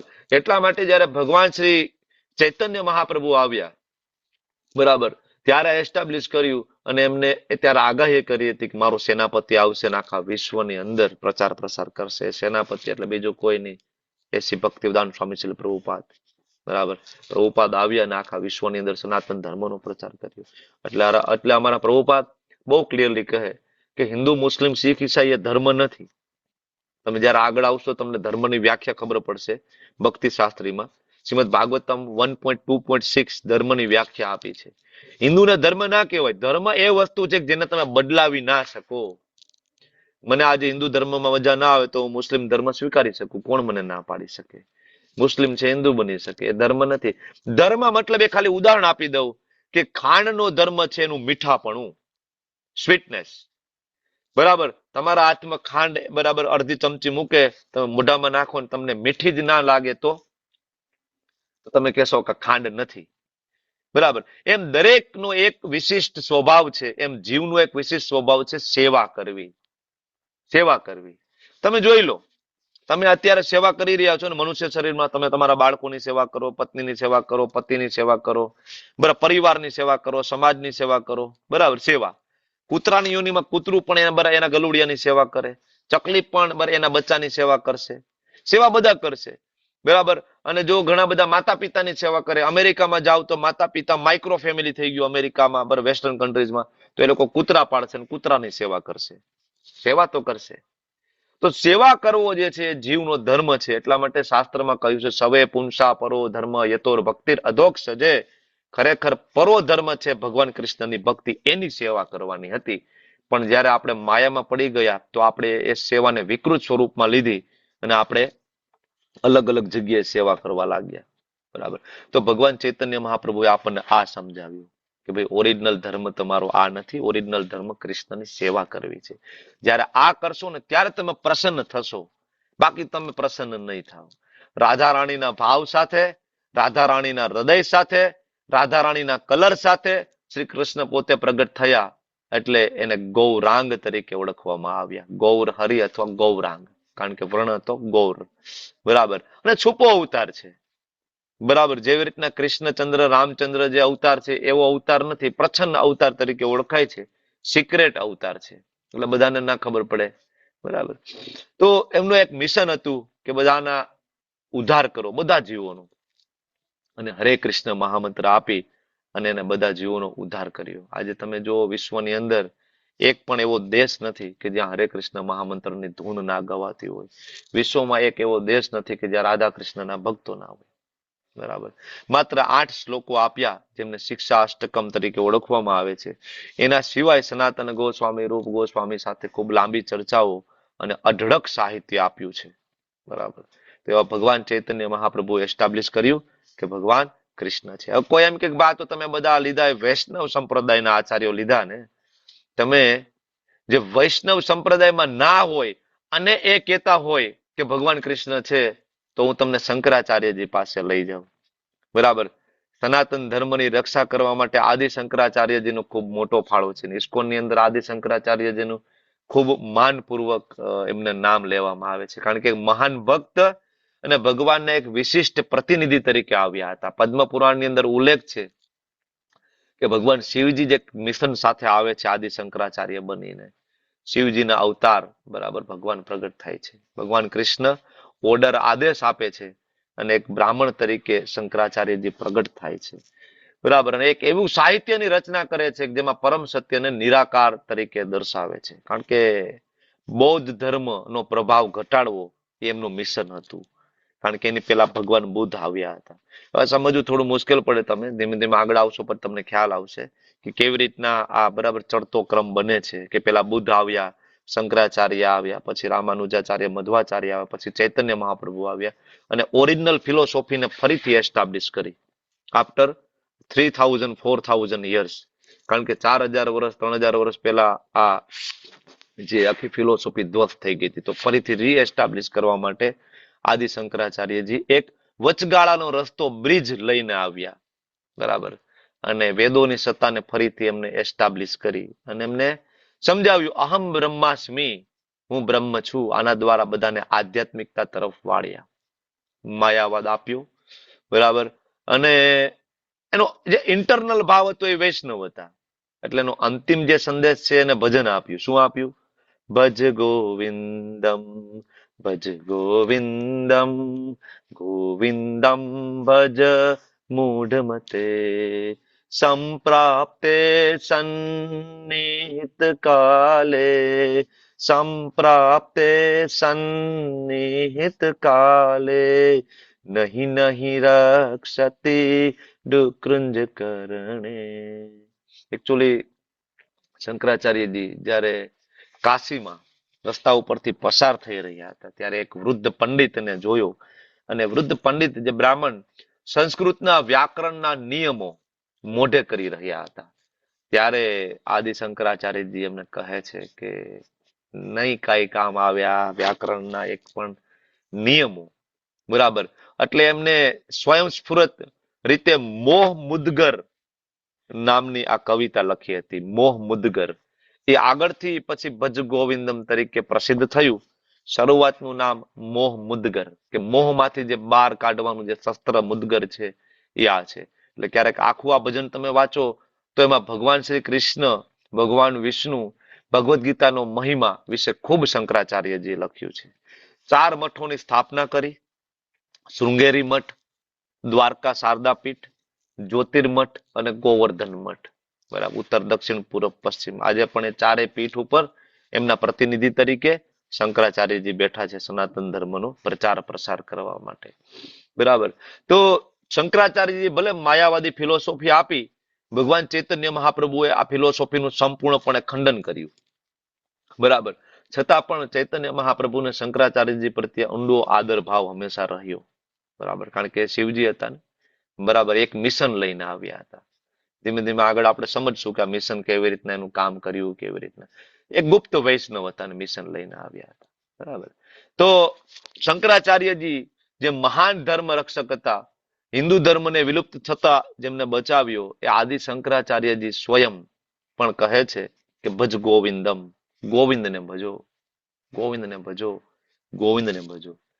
અને આજ શંકરાચાર્યજીના 60,000 શિષ્યો સાથે એમના પ્રતિનિધિ તરીકે પ્રકાશાનંદ સરસ્વતી જ્યારે વારાણસીમાં બિરાજમાન હતા, ત્યારે ચૈતન્ય મહાપ્રભુ ત્યાં ગયા તો ચૈતન્ય મહાપ્રભુને એમને મજાક ઉડાવી હતી કે ભાઈ આ તો કેવો સંન્યાસી છે કે વેદાંત ભણવાના બદલે રોડ ઉપર હરે કૃષ્ણ કરીને કીર્તન કરે છે.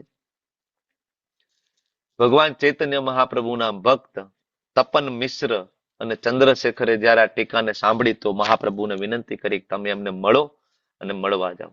તો એક વખત બ્રાહ્મણના ઘરે જમવાનું આમંત્રણ હતું, ભગવાન ચૈતન્ય મહાપ્રભુ ગયા, પણ મહાપ્રભુની જે નમ્રતા એ જોઈ અને આ લોકો બધા અભિભાવિત થઈ ગયા. કારણ કે જ્યાં એ બધા બ્રાહ્મણ સંન્યાસીઓ પગ ધોતા હતા ને બહાર, ત્યાં ચૈતન્ય મહાપ્રભુ ત્યાં જઈને બેસી ગયા. ભગવાન કૃષ્ણ સ્વયં, અવાજ નથી આવતો એમ કે છે કરુણાબેન પટેલ, નથી અવાજ આવતો? હરે કૃષ્ણ. આવે છે પ્રભુજી, આવે છે. બરાબર છે, આવે છે પ્રભુજી. Thank you. એમને ગાઈડ કરો, કરુણા માતાજીને, કોહોસ્ટ ચેટમાં જઈને. તો ગંદા પાણીમાં ત્યાં બેસી ગયા, પણ ભગવાન ચૈતન્ય મહાપ્રભુનું તેજસ્વી સ્વરૂપ જોઈ અને પ્રકાશાનંદ સરસ્વતી અને અન્ય સંન્યાસીઓ બધા અંજાઈ ગયા. વેદાંતની ચર્ચા થઈ, વેદાંત વર્સિસ હરિનામ બંને વચ્ચે શાસ્ત્રાર્થ થયો અને ભગવાન શ્રી ચૈતન્ય મહાપ્રભુએ વેદાંતનું ઊંડું જ્ઞાન એમની સામે મૂક્યું, સાકાર ભગવાનની ફિલોસોફી એસ્ટાબ્લિશ કરી અને શ્રીમદ ભાગવતમનું મહાત્મય એમને સમજાવ્યું. અને પરિણામ એ આવ્યું કે પ્રકાશાનંદ સરસ્વતી એમના 60,000 શિષ્યો સાથે ભગવાન ચૈતન્ય મહાપ્રભુના શરણે જતા રહ્યા અને બધાએ માયાવાદ ફિલોસોફી છોડી અને બધા પરમ વૈષ્ણવો બની ગયા. જે કાશી અને બનારસની સડકો ઉપર માયાવાદનું તત્વજ્ઞાન, વેદાંતના શુષ્ક પાઠ થતા હતા અને એ શેરીઓમાં આવે હરે કૃષ્ણ કૃષ્ણ કૃષ્ણ હરે હરે, હરે રામ રામ રામ હરે હરે, આ મંત્રના કીર્તનનો નાદ ગુંજવા લાગ્યો. બરાબર. તો એવા આ શંકરાચાર્યજી, જેમને પણ ભગવાન પરમ એ કૃષ્ણ છે, બીજું કોઈ નથી, એ એસ્ટાબ્લિશ કર્યું. બરાબર. તો આ રીતના આપણે જાણ્યું કે પૂર્ણ પુરુષોત્તમ ભગવાન શ્રી કૃષ્ણ છે, મર્યાદા પુરુષોત્તમ ભગવાન રામચંદ્રજી છે. જો પ્રભુ રામચંદ્રજી આવ્યા ને તો પણ એમને ક્યારેય એ ભગવત તત્વ એસ્ટાબ્લિશ કરવાની કોશિશ નથી કરી, કારણ કે ત્યારે જરૂર નહોતી, ત્રેતા યુગ હતો. રાવણને મારવા માટે રામચંદ્રજીએ કેટલી બધી મહેનત કરી, મોટી બધી સેના, વાનરોની હેલ્પ, રામ સેતુ બરાબર બનાવવા માટે, બરાબર આ બધું કર્યું, બરાબર જીવોને સેવામાં લગાડવા માટે. પણ ભગવાન કૃષ્ણચંદ્ર આવ્યા અને ખબર હતી કે હવે કળિયુગ નજીક આવી ગયું અને હવે મારે જીવોને બતાવવું પડશે કે તમારો પિતા હું છું, તમે લોકો ડાયવર્ટ નહીં થતા. એટલા માટે કૃષ્ણ નાના 6 દિવસના હતા ને ત્યાં પૂતનાનો વધ કરી દીધો હતો. 7 વર્ષના હતા, ગિરી ગોવર્ધન મહારાજને ધારણ કર્યા હતા.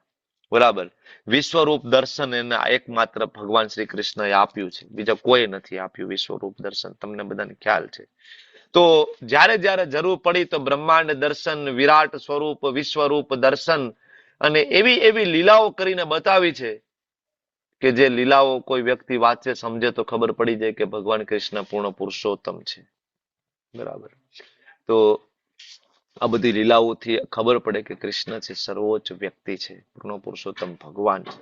હવે આ બધાએ તો કહ્યું કે ભગવાન કૃષ્ણ છે, પણ હવે આપણે સ્વયં ભગવાન કૃષ્ણચંદ્રના શરણે જઈએ અને ભગવાનને પૂછે ભગવાન તમે કહો, ત્યારે ભગવાન પોતે શું કહે છે? ભગવાન ચોથા અધ્યાયના 9મા શ્લોકની અંદર કહે છે, જન્મ કર્મ ચમે દિવ્યમ એવમ યો વેતિ તત્વતઃ ત્યક્તા દેહમ પુનર્જન્મ નેતિ મામેતિ સોર્જુન. ભગવાનનું પ્રાગટ્ય થવું અને ભગવાનના કર્મોની દિવ્ય લીલાને કોઈ જાણી લે તો આ જેવું શરીર છૂટે ભગવાનના ધામમાં જતું રહે. આપણને એવું લાગે કે ભગવાન કૃષ્ણ અહીંયા આવ્યા, એ પણ માયામાં પડી ગયા, એને પણ શ્રાપ લાગ્યો, એનો જન્મ થયો, એનું મૃત્યુ થયું. તો લેવલ 1 તમે લોકો ભણીને આવ્યા, થોડો કન્સેપ્ટ ક્લિયર થયો હોય તો તમને યાદ હશે કે ભગવાન ચોથા અધ્યાયમાં કહે છે કે મારો કોઈ જન્મ નથી. અજો અપી સન અવયાત્મા ભૂતાનામ ઈશ્વરો અપી સન પ્રકૃતિમ સામ અધિષ્ઠાય. ભગવાન કહે છે ને સંભવામી આત્મ માયયા, હું મારી માયા દ્વારા પ્રગટ થઉં છું, બરાબર, અને મારો કોઈ જન્મ નથી, મારું કોઈ મૃત્યુ નથી. બરાબર. ભગવાન શું કામ આ ભૌતિક જગતમાં આવે, પ્રગટ થાય? તો આપણે વારંવાર એક એક્ઝામ્પલ લઈએ કે જેવી રીતના એક પ્રાઇમ મિનિસ્ટર આવે જેલની વિઝિટ માટે, બરાબર, તો શું કામ પ્રાઇમ મિનિસ્ટર જેલની વિઝિટમાં આવે? પ્રાઇમ મિનિસ્ટર વિઝિટ કરે તો ત્યાં રહેલા લૂંટારુઓને એવું લાગે કે આપણે 420 અને ભગવાને 420, જો આ જેલમાં આવ્યા, આ કોઈ સામાન્ય માણસ જ હશે. પણ પ્રેસિડેન્ટ શું કામ આવે? પ્રેસિડેન્ટ એટલા માટે આવે કે જેલરને પૂછે કે ભાઈ કોઈ સુધરે એવું છે તો એની સજા માફ કરીએ. તો ભગવાન એટલા માટે આ ભૌતિક જગતમાં પ્રગટ થાય કે એમની લીલાઓ આપણને બતાવી અને આપણે ભૌતિક જગતમાંથી છૂટી જાય ને ભગવાનના ધામમાં પાછા જતા રહીએ. તો આ ભગવાનનું આ જન્મનું મહત્વ છે, આપણે જાણવું જોઈએ. ભગવાનનો જન્મ આપણા જેવો નથી, ભગવાનના કર્મ આપણા જેવા નથી હોતા. ભગવાનને કોઈ કર્મ બંધન નથી, એટલે ભગવાનને એવી દૈવી લીલાઓ. ભગવાન કૃષ્ણ ઇવન માતા દેવકીજી અને વસુદેવજીને ત્યાં ભગવાન પ્રગટ થયા ને, તમે જો ભગવાન પ્રગટ થયા એની પહેલા ચતુર્ભુજ સ્વરૂપે એમને દર્શન આપ્યા હતા, બરાબર. પછી એ નાના બાળ સ્વરૂપે આવે, જ્યારે માતા દેવકીજી અને વસુદેવજીએ પ્રાર્થના કરીને ત્યારે બાળ સ્વરૂપે પ્રગટ થયા.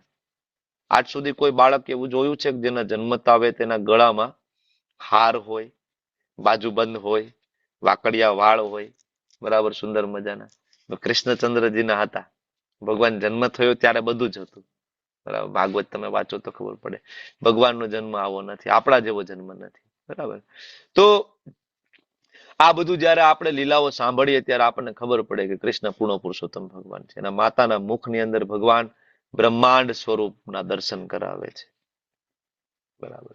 એટલે ભગવાન 5મા અધ્યાયમાં કહે છે ભોક્તારમ યજ્ઞ તપસા સર્વ લોક મહેશ્વરમ. કૃષ્ણ એમ કહે છે કે સર્વ લોક મહેશ્વરમ, બધા જ આ અનંત કોટી બ્રહ્માંડ, એના ઉપર આવેલું શિવલોક એટલે કે કૈલાસ, એના ઉપર સદાશિવ લોક પણ છે, એના ઉપર વૈકુંઠના ગ્રહો છે, એના ઉપર સાકેત ધામ છે, અને એની ઉપર ગોલોક વૃંદાવન ધામ છે.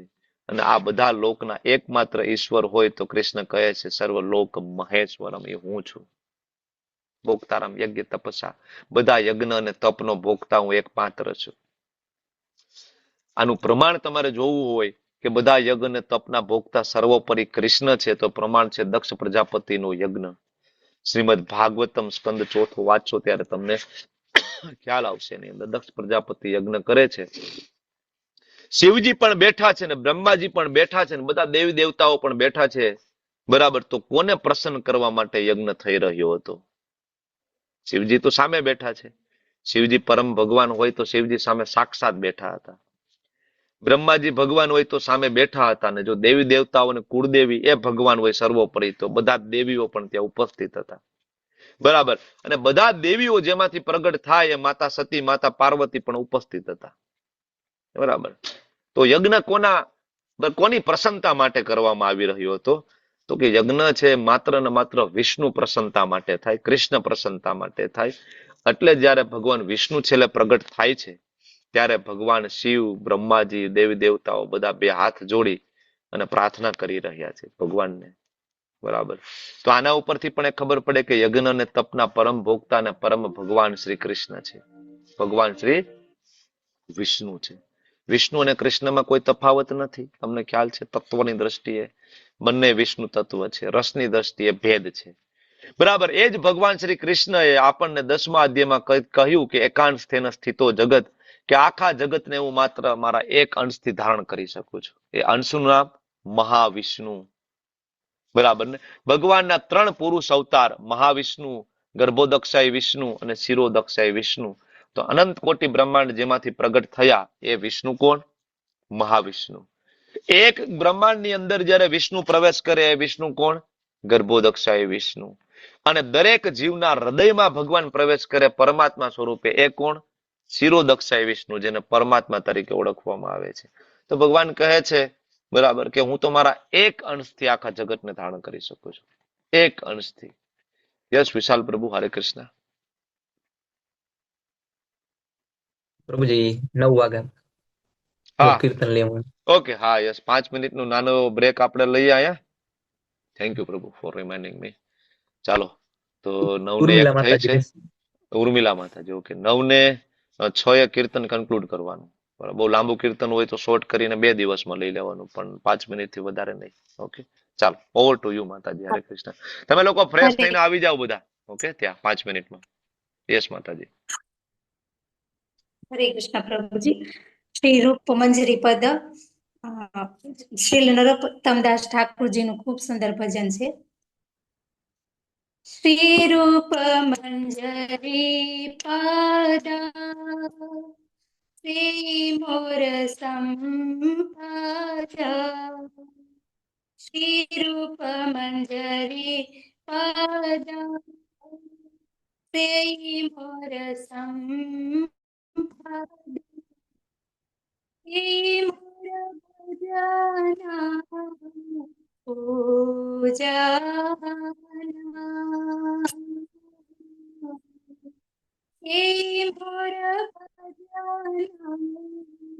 પૂજન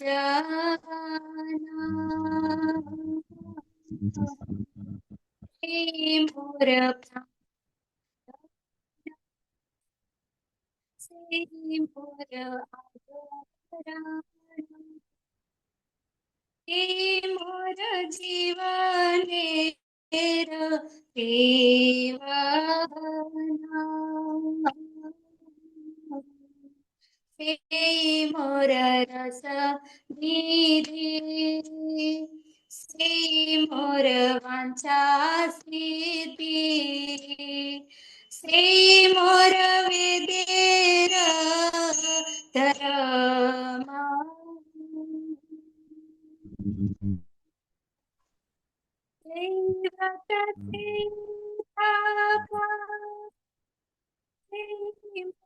મંત્ર શ્રી મોર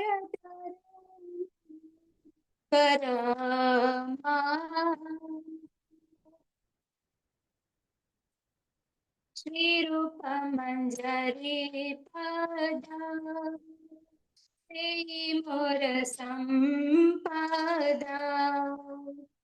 અનુકૂલ હવે વિધિ સે પદે હોઈ બે સિદ્ધિ નિરખી બોરે દોઈ નયને શ્રી રૂપ મધુરી રાશી પ્રાણ કુવલય શશી પ્રફુલ્લિત બેનિસી દીને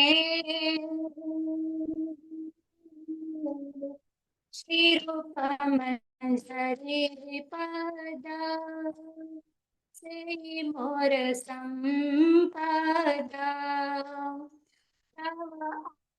દર્શન હરી ગરલે જરલો દેહી વિરોધી ન થાપિત જીવન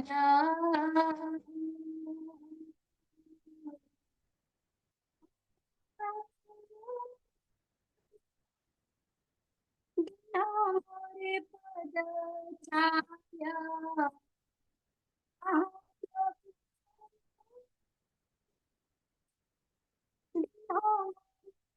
દથાયા નરોત્તમ લોહીલો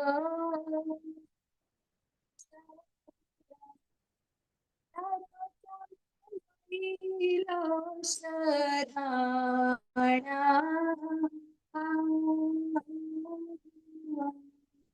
શ્રીરૂપમ જરે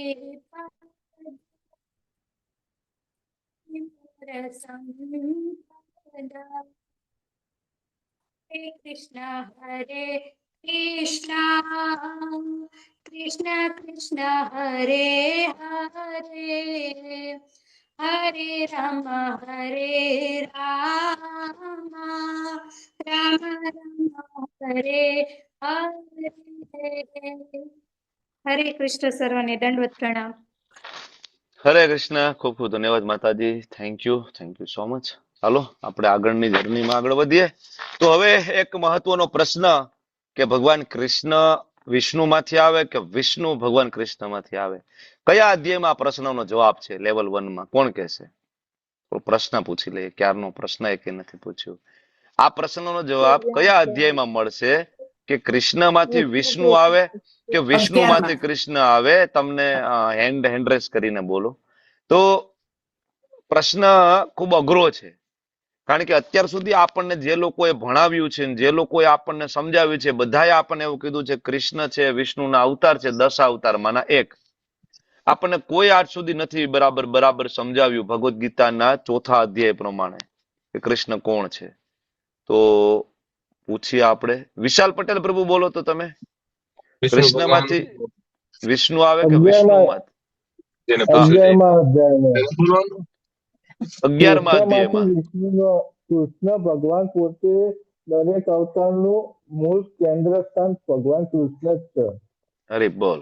અને કૃષ્ણના અંદરથી બધા જેટલા ગણો એટલું બધું અંદર કૃષ્ણના જે વિભુજ રહ્યા એમાંથી બધું ઉત્પન્ન થાય. જે પણ કોઈ બધું આવી ગયું અંદર. પરફેક્ટ પ્રભુ, પરફેક્ટ. અહમ સર્વસ્ય પ્રભુ. ઓ ભગવાન કે બધું મારામાંથી આવે છે, બધા જ અવતારો. તો આ કન્સેપ્ટ તો આપણો 11મા અધ્યાયમાં ક્લિયર થયો જ્યારે ભગવાને વિશ્વરૂપ દર્શન બતાવ્યું ને, તો અર્જુન છે ભયભીત થઈ ગયા. અને અર્જુન ભગવાનને કહે છે કે ભગવાન તમારું પુરુષોત્તમ સ્વરૂપ બતાવો ને. શું કામ ભગવાને અર્જુને પૂછ્યું ભગવાનને કે વિશ્વરૂપ દર્શન પછી તમારું પુરુષોત્તમ રૂપ બતાવો? કારણ કે અર્જુન એ ડાઉટ બધાનું ક્લિયર કરવા માંગતા હતા કે વિષ્ણુ કૃષ્ણમાંથી આવે છે એટલે કૃષ્ણ બતાવી શકશે. કૃષ્ણમાંથી વિષ્ણુ આવે એટલે કૃષ્ણ બતાવી શકશે. હમણાં જો ચતુર્ભુજ સ્વરૂપ બતાવશે, પછી ભગવાને તરત ચતુર્ભુજ નારાયણ સ્વરૂપ બતાવ્યું. બરાબર, ભગવાન પ્રગટ થઈ ગયા. પણ ભગવાનને ખબર છે કે મારા ભક્તને સૌથી પ્રિય મારું સ્વરૂપ હોય તો એ શ્યામ સુંદર મુરલી મનોહર સ્વરૂપ છે. એટલે ભગવાન છેલ્લે બરાબર દ્વિભુજ ત્રિભંગ લલિત મુરલી મનોહર સ્વરૂપે અર્જુનની સામે પ્રગટ થયા. અને પછી અર્જુન એ સ્વરૂપ જોઈ અને અર્જુન છે પ્રસન્ન થયા. ત્યારે પૂર્ણ પુરુષોત્તમ ભગવાન અર્જુનને કહે છે કે અર્જુન, મારું અત્યારે જે રૂપના તું દર્શન કરે છો આ દર્શન અતિ દુર્લભ છે. દેવો પણ આ અતિ પ્રિય રૂપના દર્શન કરવાનો અવસર સદૈવ શોધતા હોય છે. એકચ્યુઅલી વિશ્વરૂપ પૂરું થઈ ગયું, વિષ્ણુ સ્વરૂપ ચતુર્ભુજ સ્વરૂપ પણ પૂરું થઈ ગયું. ભગવાન દ્વિભુજ સ્વરૂપે ઉભા હતા અને ભગવાન અર્જુનને કહેતા હતા અર્જુન આ મારું સ્વરૂપ છે. આનો અવસર ભગવાન શિવજી શોધતા હતા. દેવોની ક્યાં વાત કરું, દેવોના દેવ મહાદેવ હંમેશા શોધતા હોય કે હું કૃષ્ણના દર્શન કરી આવું. બરાબર, એના ઉપર તો ભજન લખાયા છે ને, નગર મેં જોગી આયા. બધા ગાયને ખૂબ પૈસા કમાય છે ને, એ એકચ્યુઅલી ભજન એનું છે. શિવજી બરાબર ભગવાન કૃષ્ણના દર્શન કરવા ગયા હતા. બરાબર, માતા યશોદા પાસે અને બમ બમ ભોલે. બરાબર, માતા યશોદાજી ડરી જાય છે, આ કોણ આવ્યા. એકચ્યુઅલી 2 વખત જાય છે. એક વખત નંદગ્રામમાં જાય છે, એક વખત ગોકુલમાં જાય છે. ગોકુલમાં જાય ને ત્યારે તો દર્શન થઈ જાય છે, શિવજી અંદર જઈને દર્શન કરી લે છે. પણ નંદગ્રામમાં જાય છે ને તો શિવજી પોતાનું સ્વરૂપ બદલાવું તો ભૂલી જાય છે, બદલાવાનું. એ અઘોરી સ્વરૂપે જ જતા રહે છે, મોટી મોટી જટા અને ભભૂતિ ને બધું લગાડેલું. અને માતા યશોદાને બરાબર કે છે ભિક્ષામ દેહી. બરાબર, મારે તો કાનાના દર્શન કરવા છે. તો આખે કોણ છે? મારા માતા યશોદાજી ડરી જાય છે, દર્શન કરવા નથી દેતા. શિવજી ખૂબ દુઃખી થઈ જાય છે. બરાબર. અને નંદગ્રામની બહાર એક વૃક્ષની નીચે બેસી અને એ પર ચિંતન કરવા લાગે કે આજ તો મારા ઠાકોરજીના મને દર્શન ના થયા, કે આની પેલા આવ્યો તો ત્યારે થઈ ગયા હતા, આજે તો મારી નાની એવી ભૂલ થઈ ગઈ અને દર્શન ના થયા. આ બાજુ ભગવાન કૃષ્ણ નાના એવા ઘોડિયામાં સૂતા છે અને એને તાવ આવી જાય છે. ભગવાન લીલા કરે છે. તાવ આવે, આજુબાજુ વાળા આવીને કહે છે કે ભાઈ શું થયું, શું થયું? તો કે તાવ આવી ગયો, કાનાને તાવ આવી ગયો. તો કે એક કોઈક સાધુ હોય ને બોલાવો ને, સાધુ બરાબર એને જોશે અથવા એને આશીર્વાદ આપશે ને તાવ ઉતરી જશે. તો કે કોને બોલાવે? તો કે એક બેઠા છે એક ઝાડવાની નીચે. કોણ હતા એ? શિવજી. શિવજી આવ્યા ને જેવા દર્શન કરી આ બાજુ ભગવાનનો તાવ ઉતરી ગયો, શિવજી ખુશ થઈ ગયા. આજે પણ ક્યારેક નંદગ્રામ દર્શન કરવા જાઓ તમે, તો નંદગ્રામ થી જેવા નીચે આવો, રોડની સામેની બાજુ આશેશ્વર મહાદેવ બિરાજમાન છે. એ આશેશ્વર મહાદેવ એટલે બીજું કોઈ નહીં, ભગવાન શિવજી સ્વયં દર્શન કરવા આવ્યા હતા, ત્યાં વિરહની વેદનામાં જે બેઠા હતા ને, એ આશેશ્વર મહાદેવ. અને એની ત્યાં આશા પૂરી થઈ ગઈ ભગવાન કૃષ્ણના દર્શન કરવાની, એટલે એનું નામ પડ્યું આશેશ્વર મહાદેવ. બરાબર. પછી મહાદેવે માતા યશોદા પાસે પ્રોમિસ લીધું હતું કે રોજ ભગવાન કૃષ્ણ જમી લે ને એનો પ્રસાદ પેલો મને મળવો જોઈએ. તો આજે પણ નંદગ્રામ મંદિરમાં જાવ ને તો પેલા ભગવાનને ભોગ લાગે અને પછી એ ભોગ મહાદેવને લાગે અને પછી એ બધાને પ્રસાદ સ્વરૂપે વેચવામાં આવે. તો વિચાર કરો, દેવોના દેવ મહાદેવ આ સ્વરૂપનું હંમેશા ચિંતન કરતા હતા. બરાબર. ઘણી બધી કથાઓ છે, ક્યારેક આપણે કરીશું. પદ્મ પુરાણની અંદર પણ છે, પાતાલખંડની અંદર પણ કથાઓ છે એની. બરાબર. પછી ભીષ્મદેવ કહે છે, જ્યારે ભીષ્મદેવ બાણશૈયા ઉપર સૂતા છે, ભગવાન કૃષ્ણ 5 પાંડવોને લઈને આવે છે, ચાલો ભીષ્મદેવ પાસે જવું છે, તમારા દાદા તમને જ્ઞાન આપવા માંગે છે. યુધિષ્ઠિર મહારાજ એકચ્યુઅલી ખૂબ શોકમાં હતા. યુધિષ્ઠિર મહારાજને એમ થયું કે મારા કારણે આટલા બધા લોકો મરી ગયા. બરાબર. ભગવાન ખૂબ જ્ઞાન આપે છે, યુધિષ્ઠિર મહારાજ સમજતા નથી. શું કામ નથી સમજતા? તો કે ભગવાનની લીલા ચાલે છે. કારણ કે ભગવાનને ભીષ્મદેવને ગ્લોરીફાય કરવાના છે. કારણ કે ભીષ્મદેવ એ મહાભાગવત છે, 12 મહાજનોમાંના એક મહાજન છે, કોઈ સામાન્ય જીવ નહોતા, ભગવાનના પરમ ભક્ત હતા અને ભગવાનની ઈચ્છાથી સામેની સાઈડમાં ઉભા હતા. બરાબર. સામેના પક્ષમાં હતા. એટલે ભીષ્મદેવને ગ્લોરીફાય કરવા માટે 5 પાંડવોને લઈને જાય છે અને ત્યારે ભીષ્મદેવ યુધિષ્ઠિર મહારાજને ઘણું બધું જ્ઞાન આપે છે. મહાભારતની અંદર આખો એક ખંડ છે એના માટેનું. અને એ જ્ઞાનમાંનું એક સૌથી ઇમ્પોર્ટન્ટ જ્ઞાન ભીષ્મદેવ યુધિષ્ઠિર મહારાજને 5 પાંડવોને કહે છે કે તમારી બાજુમાં આ ઊભા, તમને એવું લાગે કે તમે મામા ફૂઈના ભાઈ છો, તમને એવું લાગે કે આ તમારો ભાઈ છે, તમારો કઝિન છે, તો તમે બહુ મોટી ભૂલ કરો છો. બરાબર. કારણ કે આ સાક્ષાત ભગવાન છે, આ સાક્ષાત નારાયણ છે, આ સાક્ષાત વિષ્ણુ છે, આ સાક્ષાત કૃષ્ણ છે, સ્વયં ભગવાન છે. એ તમારી વચ્ચે ઉભા છે, એટલે તમે ભૂલ નહીં કરતા. આજ આદિ નારાયણ છે. બરાબર. વૃષ્ણિ પરિવારમાં આપણામાંના એક હોય ને એવું તમને વિચાર આવતો હશે, પણ એવું નથી. એ પોતાની શક્તિથી આપણને બધાને મોહ પમાડે છે. ભીષ્મદેવ ઓળખતા હતા ભગવાનને. કારણ કે ભગવાનને કોણ ઓળખી શકે? ભક્ત્યા મામ અભિજાનાતિ. જયારે કોઈ ભક્તિ કરે તો ભગવાનને ઓળખી જાય. કુંતી મહારાણી પણ ઓળખતા હતા કે કૃષ્ણ કોઈ સામાન્ય નથી, એનો ભાઈનો દીકરો નથી. કુંતી મહારાણી ફોઈ થાય ને કૃષ્ણ એના ભાઈના દીકરા થાય, મામા ફોઈના. બરાબર. તો કૃષ્ણ એના ભાઈનો દીકરો નથી, એને ખબર હતી. એટલે તમે જો કુંતી મહારાણીની પ્રાર્થનાની અંદર જોશો તો તમને ખબર પડી જશે. કુંતી મહારાણીમાં બહુ ક્લિયરલી કહે છે, કૃષ્ણાય વાસુદેવાય દેવકી નંદનાય ચ. બરાબર. સરસ પ્રાર્થનાઓ છે કુંતી મહારાણી. ઇવન ધૃતરાજ કુંતી મહારાણીને મળવા આવે છે જયારે યુદ્ધની પહેલા. તો ધૃતરાજ કુંતી મહારાણીને કહે છે કે તારા 5 બાળકોને કહી દે કે ભાઈ અમને શરણાગત આવી જાય, કારણ કે એની પક્ષમાં કોઈ રાજાઓ આવશે નહીં અને અમે તો સત્તા પાર્ટી છીએ, સત્તાધારી પાર્ટી અમે છીએ, તો બધા રાજા અમને સપોર્ટ કરવાના છે. તો આ યુદ્ધ તો 5 મિનિટમાં પૂરું થઈ જશે અને તારા 5 બાળકો મરી જશે. મહાભારતની અંદર સંવાદ છે. ત્યારે કુંતી મહારાણી કહે છે કે સામેના પક્ષમાં કોઈ ન હોય તો કોઈની જરૂર નથી, પણ તમને ખબર નથી સામેના પક્ષમાં ભગવાન કૃષ્ણ છે. તો ધૃતરાજ કહે છે કે તો કોઈ શસ્ત્ર પણ ઉપાડવાના નથી. ત્યારે કુંતી મહારાણી કહે છે તો તમે એને ઓળખતા નથી, એને કોઈ શસ્ત્ર ઉપાડવાની જરૂર નથી, કારણ કે સ્વયં ભગવાન છે.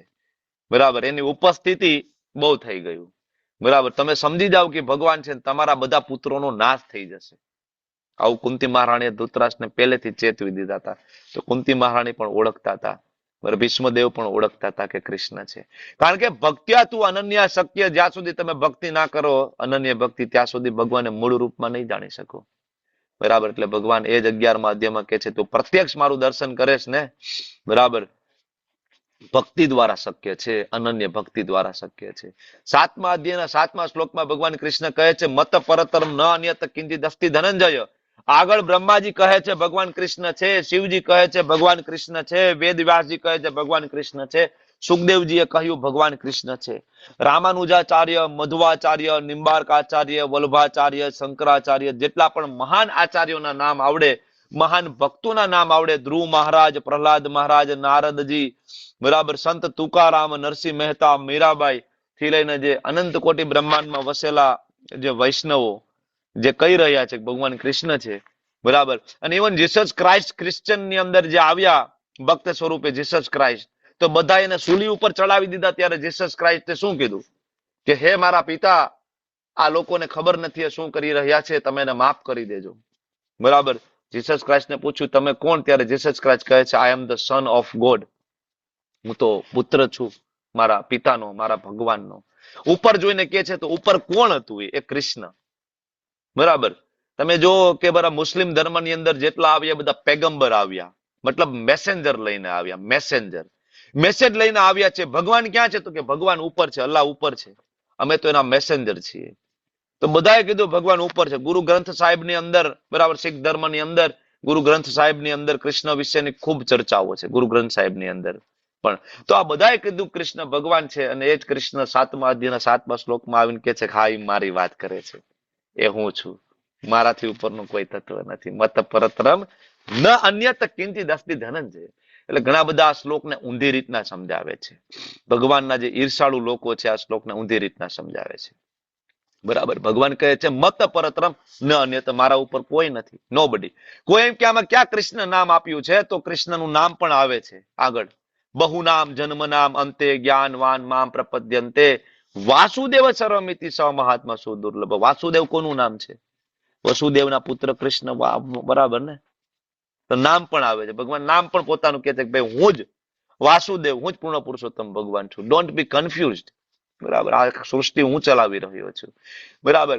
તો કોઈ કહે કે ભગવાન કૃષ્ણ હોય તો સર્જન એક કરતા હોય, પ્રલય પણ એક કરતા હોવો જોઈએ, પાલન પણ એક કરતા હોવા જોઈએ. જયારે આપણે તો એવું જાણીએ છીએ કે બ્રહ્મા વિષ્ણુ ને મહેશ કરે છે, ત્યારે ભગવાન 9મા અધ્યાયના 18મા શ્લોકમાં ભગવદ ગીતામાં કહે છે કે નહીં નહીં, પ્રભવ પ્રલય સ્થાનમ નિદાનમ બીજમ અવ્યયમ. એ બધું હું જ કરું છું. પ્રભવ, પ્રલય અને સ્થાનમ. પ્રભવ એટલે ઉત્પત્તિ, સર્જન, પ્રલય એટલે કે વિનાશ, અને સ્થાનમ એટલે પાલન. તો બ્રહ્મા વિષ્ણુ અને મહેશ એટલે બીજું કોઈ નથી. એ ભગવાનના 3 ગુણા અવતાર છે. ભગવાનના મુખ્ય 6 અવતારો, 6 પ્રકારના અવતારો, જેમાં ગુણા અવતાર, યુગ અવતાર, લીલા અવતાર, મન્વંતર અવતાર, શક્ત્યાવેશ અવતાર, આ બધા અવતારો છે ભગવાનના. બરાબર. એમાંના ગુણા અવતાર એટલે એ બ્રહ્મા વિષ્ણુ ને મહેશ, ભગવાન કૃષ્ણ સ્વયં ગુણા અવતાર તરીકે પ્રગટ થાય છે, અને બીજું કોઈ નહીં, એમાંથી જ પ્રગટ થાય. બરાબર. અને આગળ કોઈ કહે કે પૂર્ણ પુરુષોત્તમ કોણ છે? તો ભગવાન 15મા અધ્યાયના 19મા શ્લોકમાં કહે છે યો મામેવ સમ્મુઢો જાનાતિ પુરુષોત્તમ. હું જ પૂર્ણ પુરુષોત્તમ છું. Don't be confused. લોકો આપણને કન્ફ્યુઝનમાં મૂકી રહ્યા છે આજે.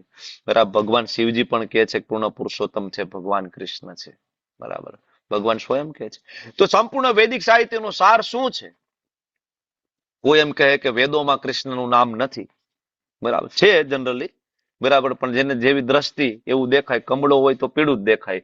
જેને કૃષ્ણને ભગવાન તરીકે નથી સ્વીકારવા તો એ ના સ્વીકારે. બાકી દરેક વેદો ઉપનિષદોનો સાર એક જ વસ્તુ છે કે વેદેશ સર્વેર અહમ એવ વેદ્યો. વેદોને જાણીને મને જાણવાનો છે, વેદોને જાણીને કૃષ્ણને જાણવાનો છે. તો કોઈ વ્યક્તિ વેદ વાંચે, ઉપનિષદ વાંચે, પુરાણ વાંચે અને જો કૃષ્ણનો ભક્ત ન બને તો સમજવું કે એને એનો સમય વેસ્ટ કર્યો છે. અમારા આચાર્ય શ્રીલ પ્રભુપાદજીના શબ્દ છે કે એનો ટાઈમ વેસ્ટ કર્યો છે. કારણ કે 15મા અધ્યાયના 15મા શ્લોકમાં કહે છે વેદનો સાર હું છું. વેદ દ્વારા તમારે મને જાણવાનો છે. આજકાલ લોકો વેદો ભણીને તમે પૂછો કે ભગવાન કોણ, તો તમને કે ભગવાન નિરાકાર છે, ભગવાન નિર્ગુણ છે, ભગવાન નિરાકાર છે. મતલબ તમે તમારો સમય વેસ્ટ કર્યો. 12 વર્ષ 15 વર્ષ વેદ ભણ્યા, તમને ખબર ના પડી ભગવાન કોણ છે. બરાબર. તો એક વખત શ્રીલ પ્રભુપાદજીને ત્યાં એક વિદ્વાન વ્યક્તિ આવે છે અને પ્રભુપાદ એને પૂછે છે કે તમે કહો ભગવાન કોણ છે? તો એ વિદ્વાન વ્યક્તિ કહે છે અરે ભગવાન વિશે જાણવા માટે તો ઘણું બધું મહેનત કરવી પડે ને, ઘણું બધું આ વાંચવું પડે ને, તે વાંચવું પડે ને, ભગવાન તો આવા નિરાકાર નિર્ગુણ ને. તો પ્રભુપાદના શિષ્યની પુત્રી સરસ્વતી, નાની એવી ઢીંગલી દીકરી ત્યાં હતી. પ્રભુપાદ એને બોલાવે છે કે સરસ્વતી, બરાબર, કહો કે ભાઈ હુ ઇઝ ધ ગોડ. બરાબર, ત્યારે સરસ્વતી કહે છે Krishna is the supreme personality of God. મતલબ ઇસ્કોનની અંદર નાના બાળકને પણ ખબર છે કૃષ્ણ ભગવાન છે, સુપ્રીમ ભગવાન કૃષ્ણ છે. નાના બાળકમાં ખબર છે, પ્રભુપાદ એ બતાવતા હતા. બરાબર, સંપૂર્ણ વૈદિક સાહિત્યનો સાર, જેમ કે ગોપાલ તાપની ઉપનિષદની અંદર તમે જાઓ તો ત્યાં પણ લખ્યું છે, બરાબર, કે કૃષ્ણએ બ્રહ્માને વેદોનું જ્ઞાન આપ્યું અને એમને જ ભૂતકાળમાં વૈદિક જ્ઞાનનો પ્રચાર પ્રસાર કર્યો હતો. આગળ જઈએ આપણે નારાયણ ઉપનિષદની અંદર, તો એની અંદર પણ લખ્યું છે અથ પુરુષો હવે નારાયણો કામયત પ્રજા સુજયતી. બરાબર, કે પરમેશ્વર નારાયણે જીવોનું સર્જન કર્યું છે. નારાયણાદ બ્રહ્મા જાયતે નારાયણાદ પ્રજાપતિ હિ પ્રજાયતે નારાયણાદ ઇન્દ્રો જાયતે નારાયણાદ અષ્ટો વસવો જાયંતે નારાયણાદ એકાદશ રુદ્રા જાયંતે.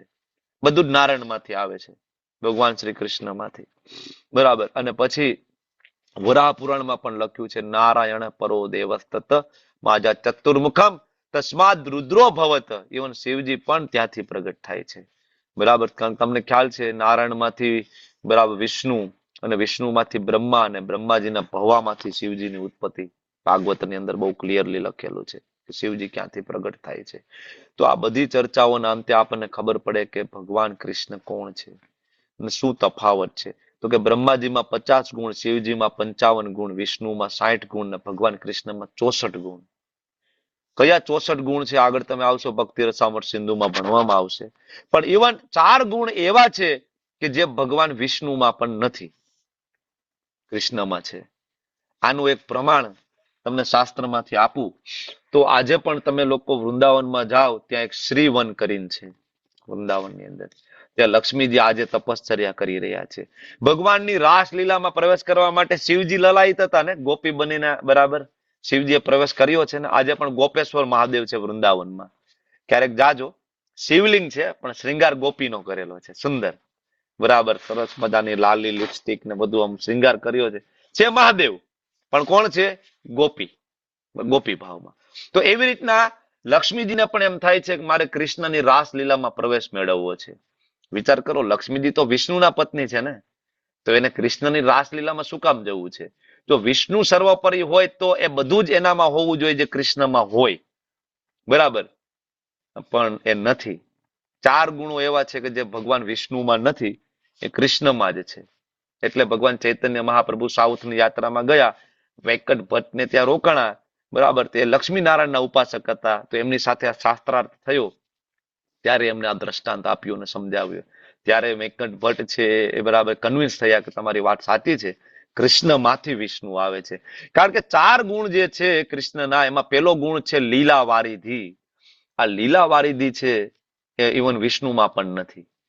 વિષ્ણુ ભગવાન છે એ નાના બાળપણની કોઈ લીલાઓ કરવા માટે આવતા નથી, કારણ કે મેનેજમેન્ટ સંભાળી રહ્યા છે.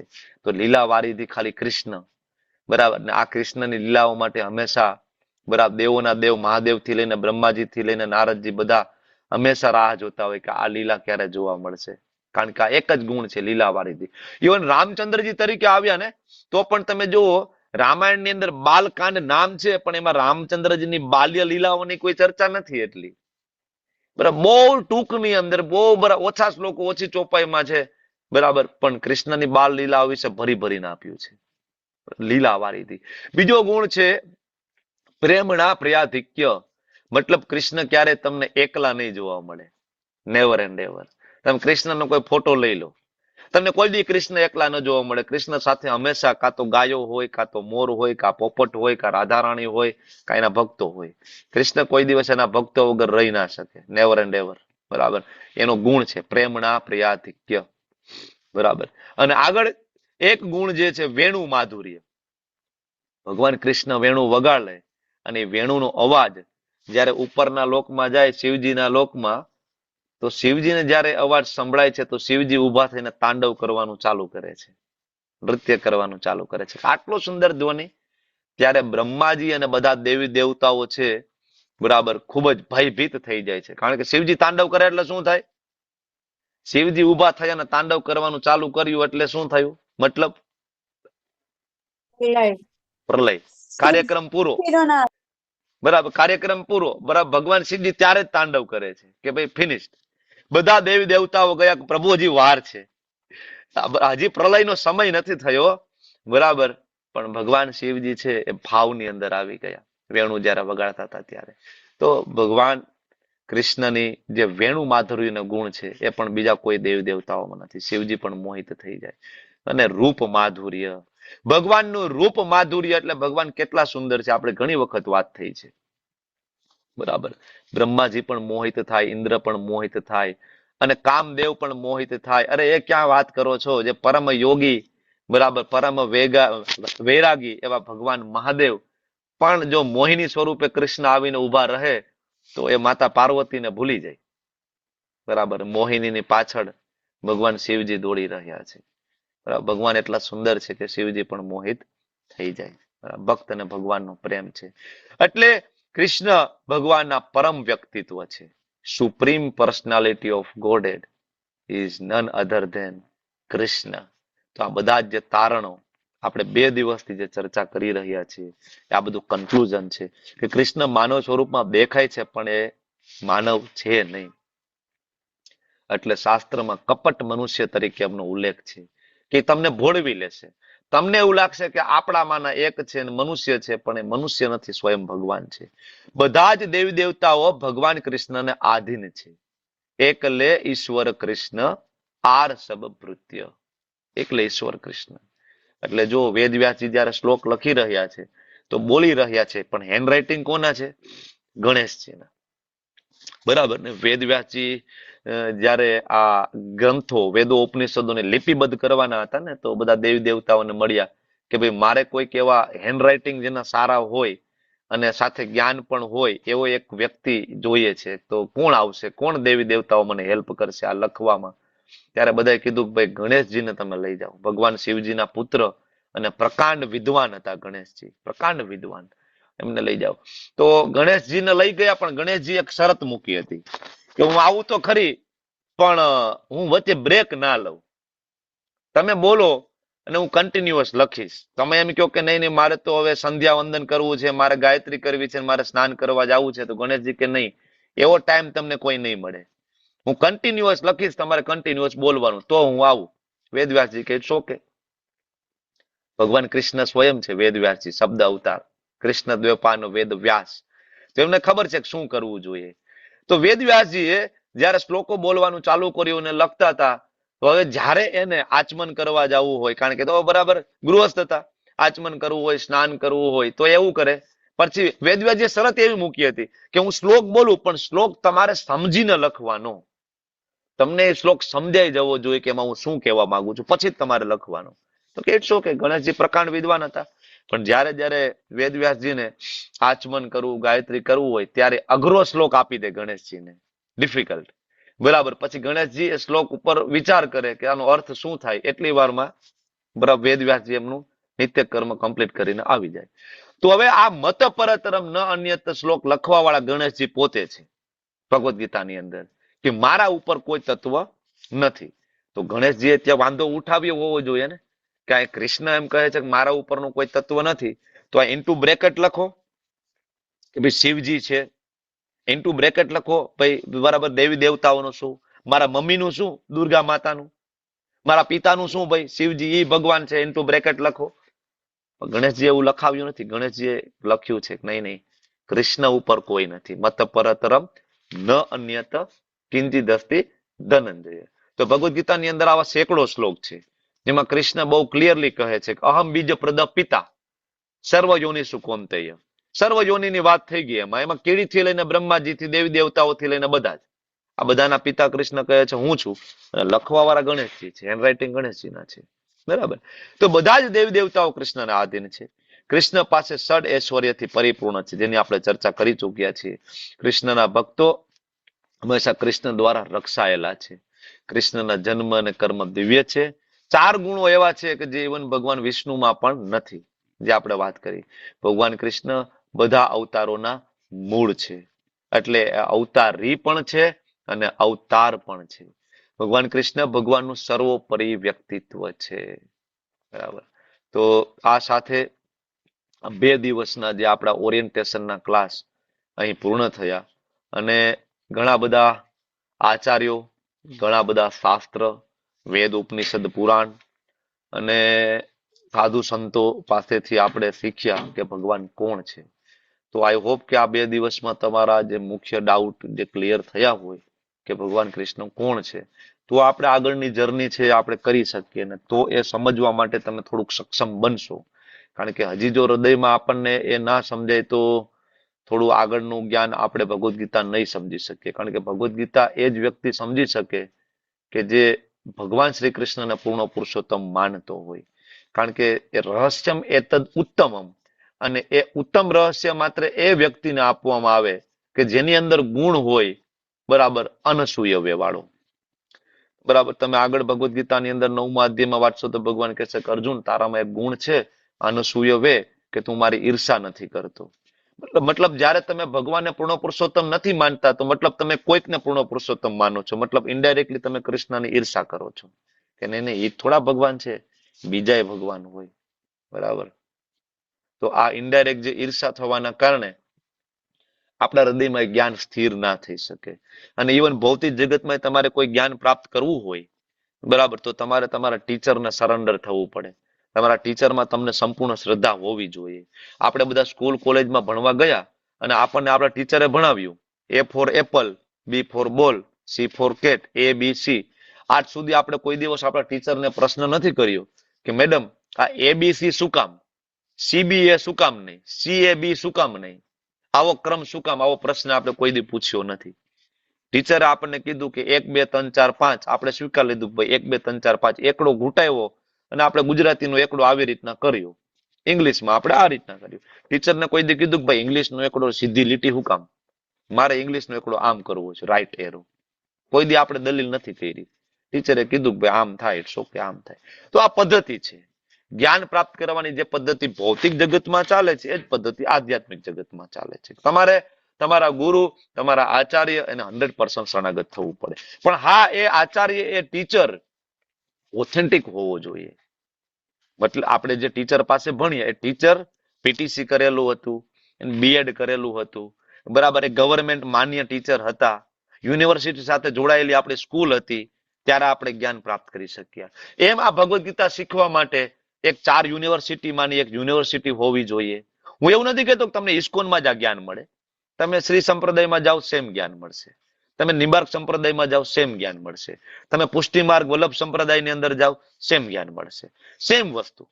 આટલું ડિટેલમાં નથી જતા બીજા સંપ્રદાય વાળા, ફિલોસોફીમાં એ વસ્તુ જુદી છે, પણ મૂળ મુદ્દો સેમ છે. કૃષ્ણ પૂર્ણ પુરુષોત્તમ ભગવાન છે, એના ઉપર કોઈ નથી. એ તો બધા સંપ્રદાયમાં સેમ જ્ઞાન આપશે. તો ગુરુ યોગ્ય પરંપરામાં હોય, યોગ્ય યુનિવર્સિટી સાથે જોડાયેલા હોય, તો એ ગુરુ તમને સેમ જ્ઞાન આપશે. વાંછા કલ્પતરુભ્યશ્ચ કૃપા સિંધુભ્યેવ ચ પતિતાનાં પાવનેભ્યો વૈષ્ણવેભ્યો નમો નમઃ. અનંત અનંત કોટી વૈષ્ણવન કી જય. શ્રીલ પ્રભુપાદ કી જય. ગુરુ મહારાજ કી જય. હરે કૃષ્ણ કૃષ્ણ કૃષ્ણ હરે હરે, હરે રામ રામ રામ હરે હરે.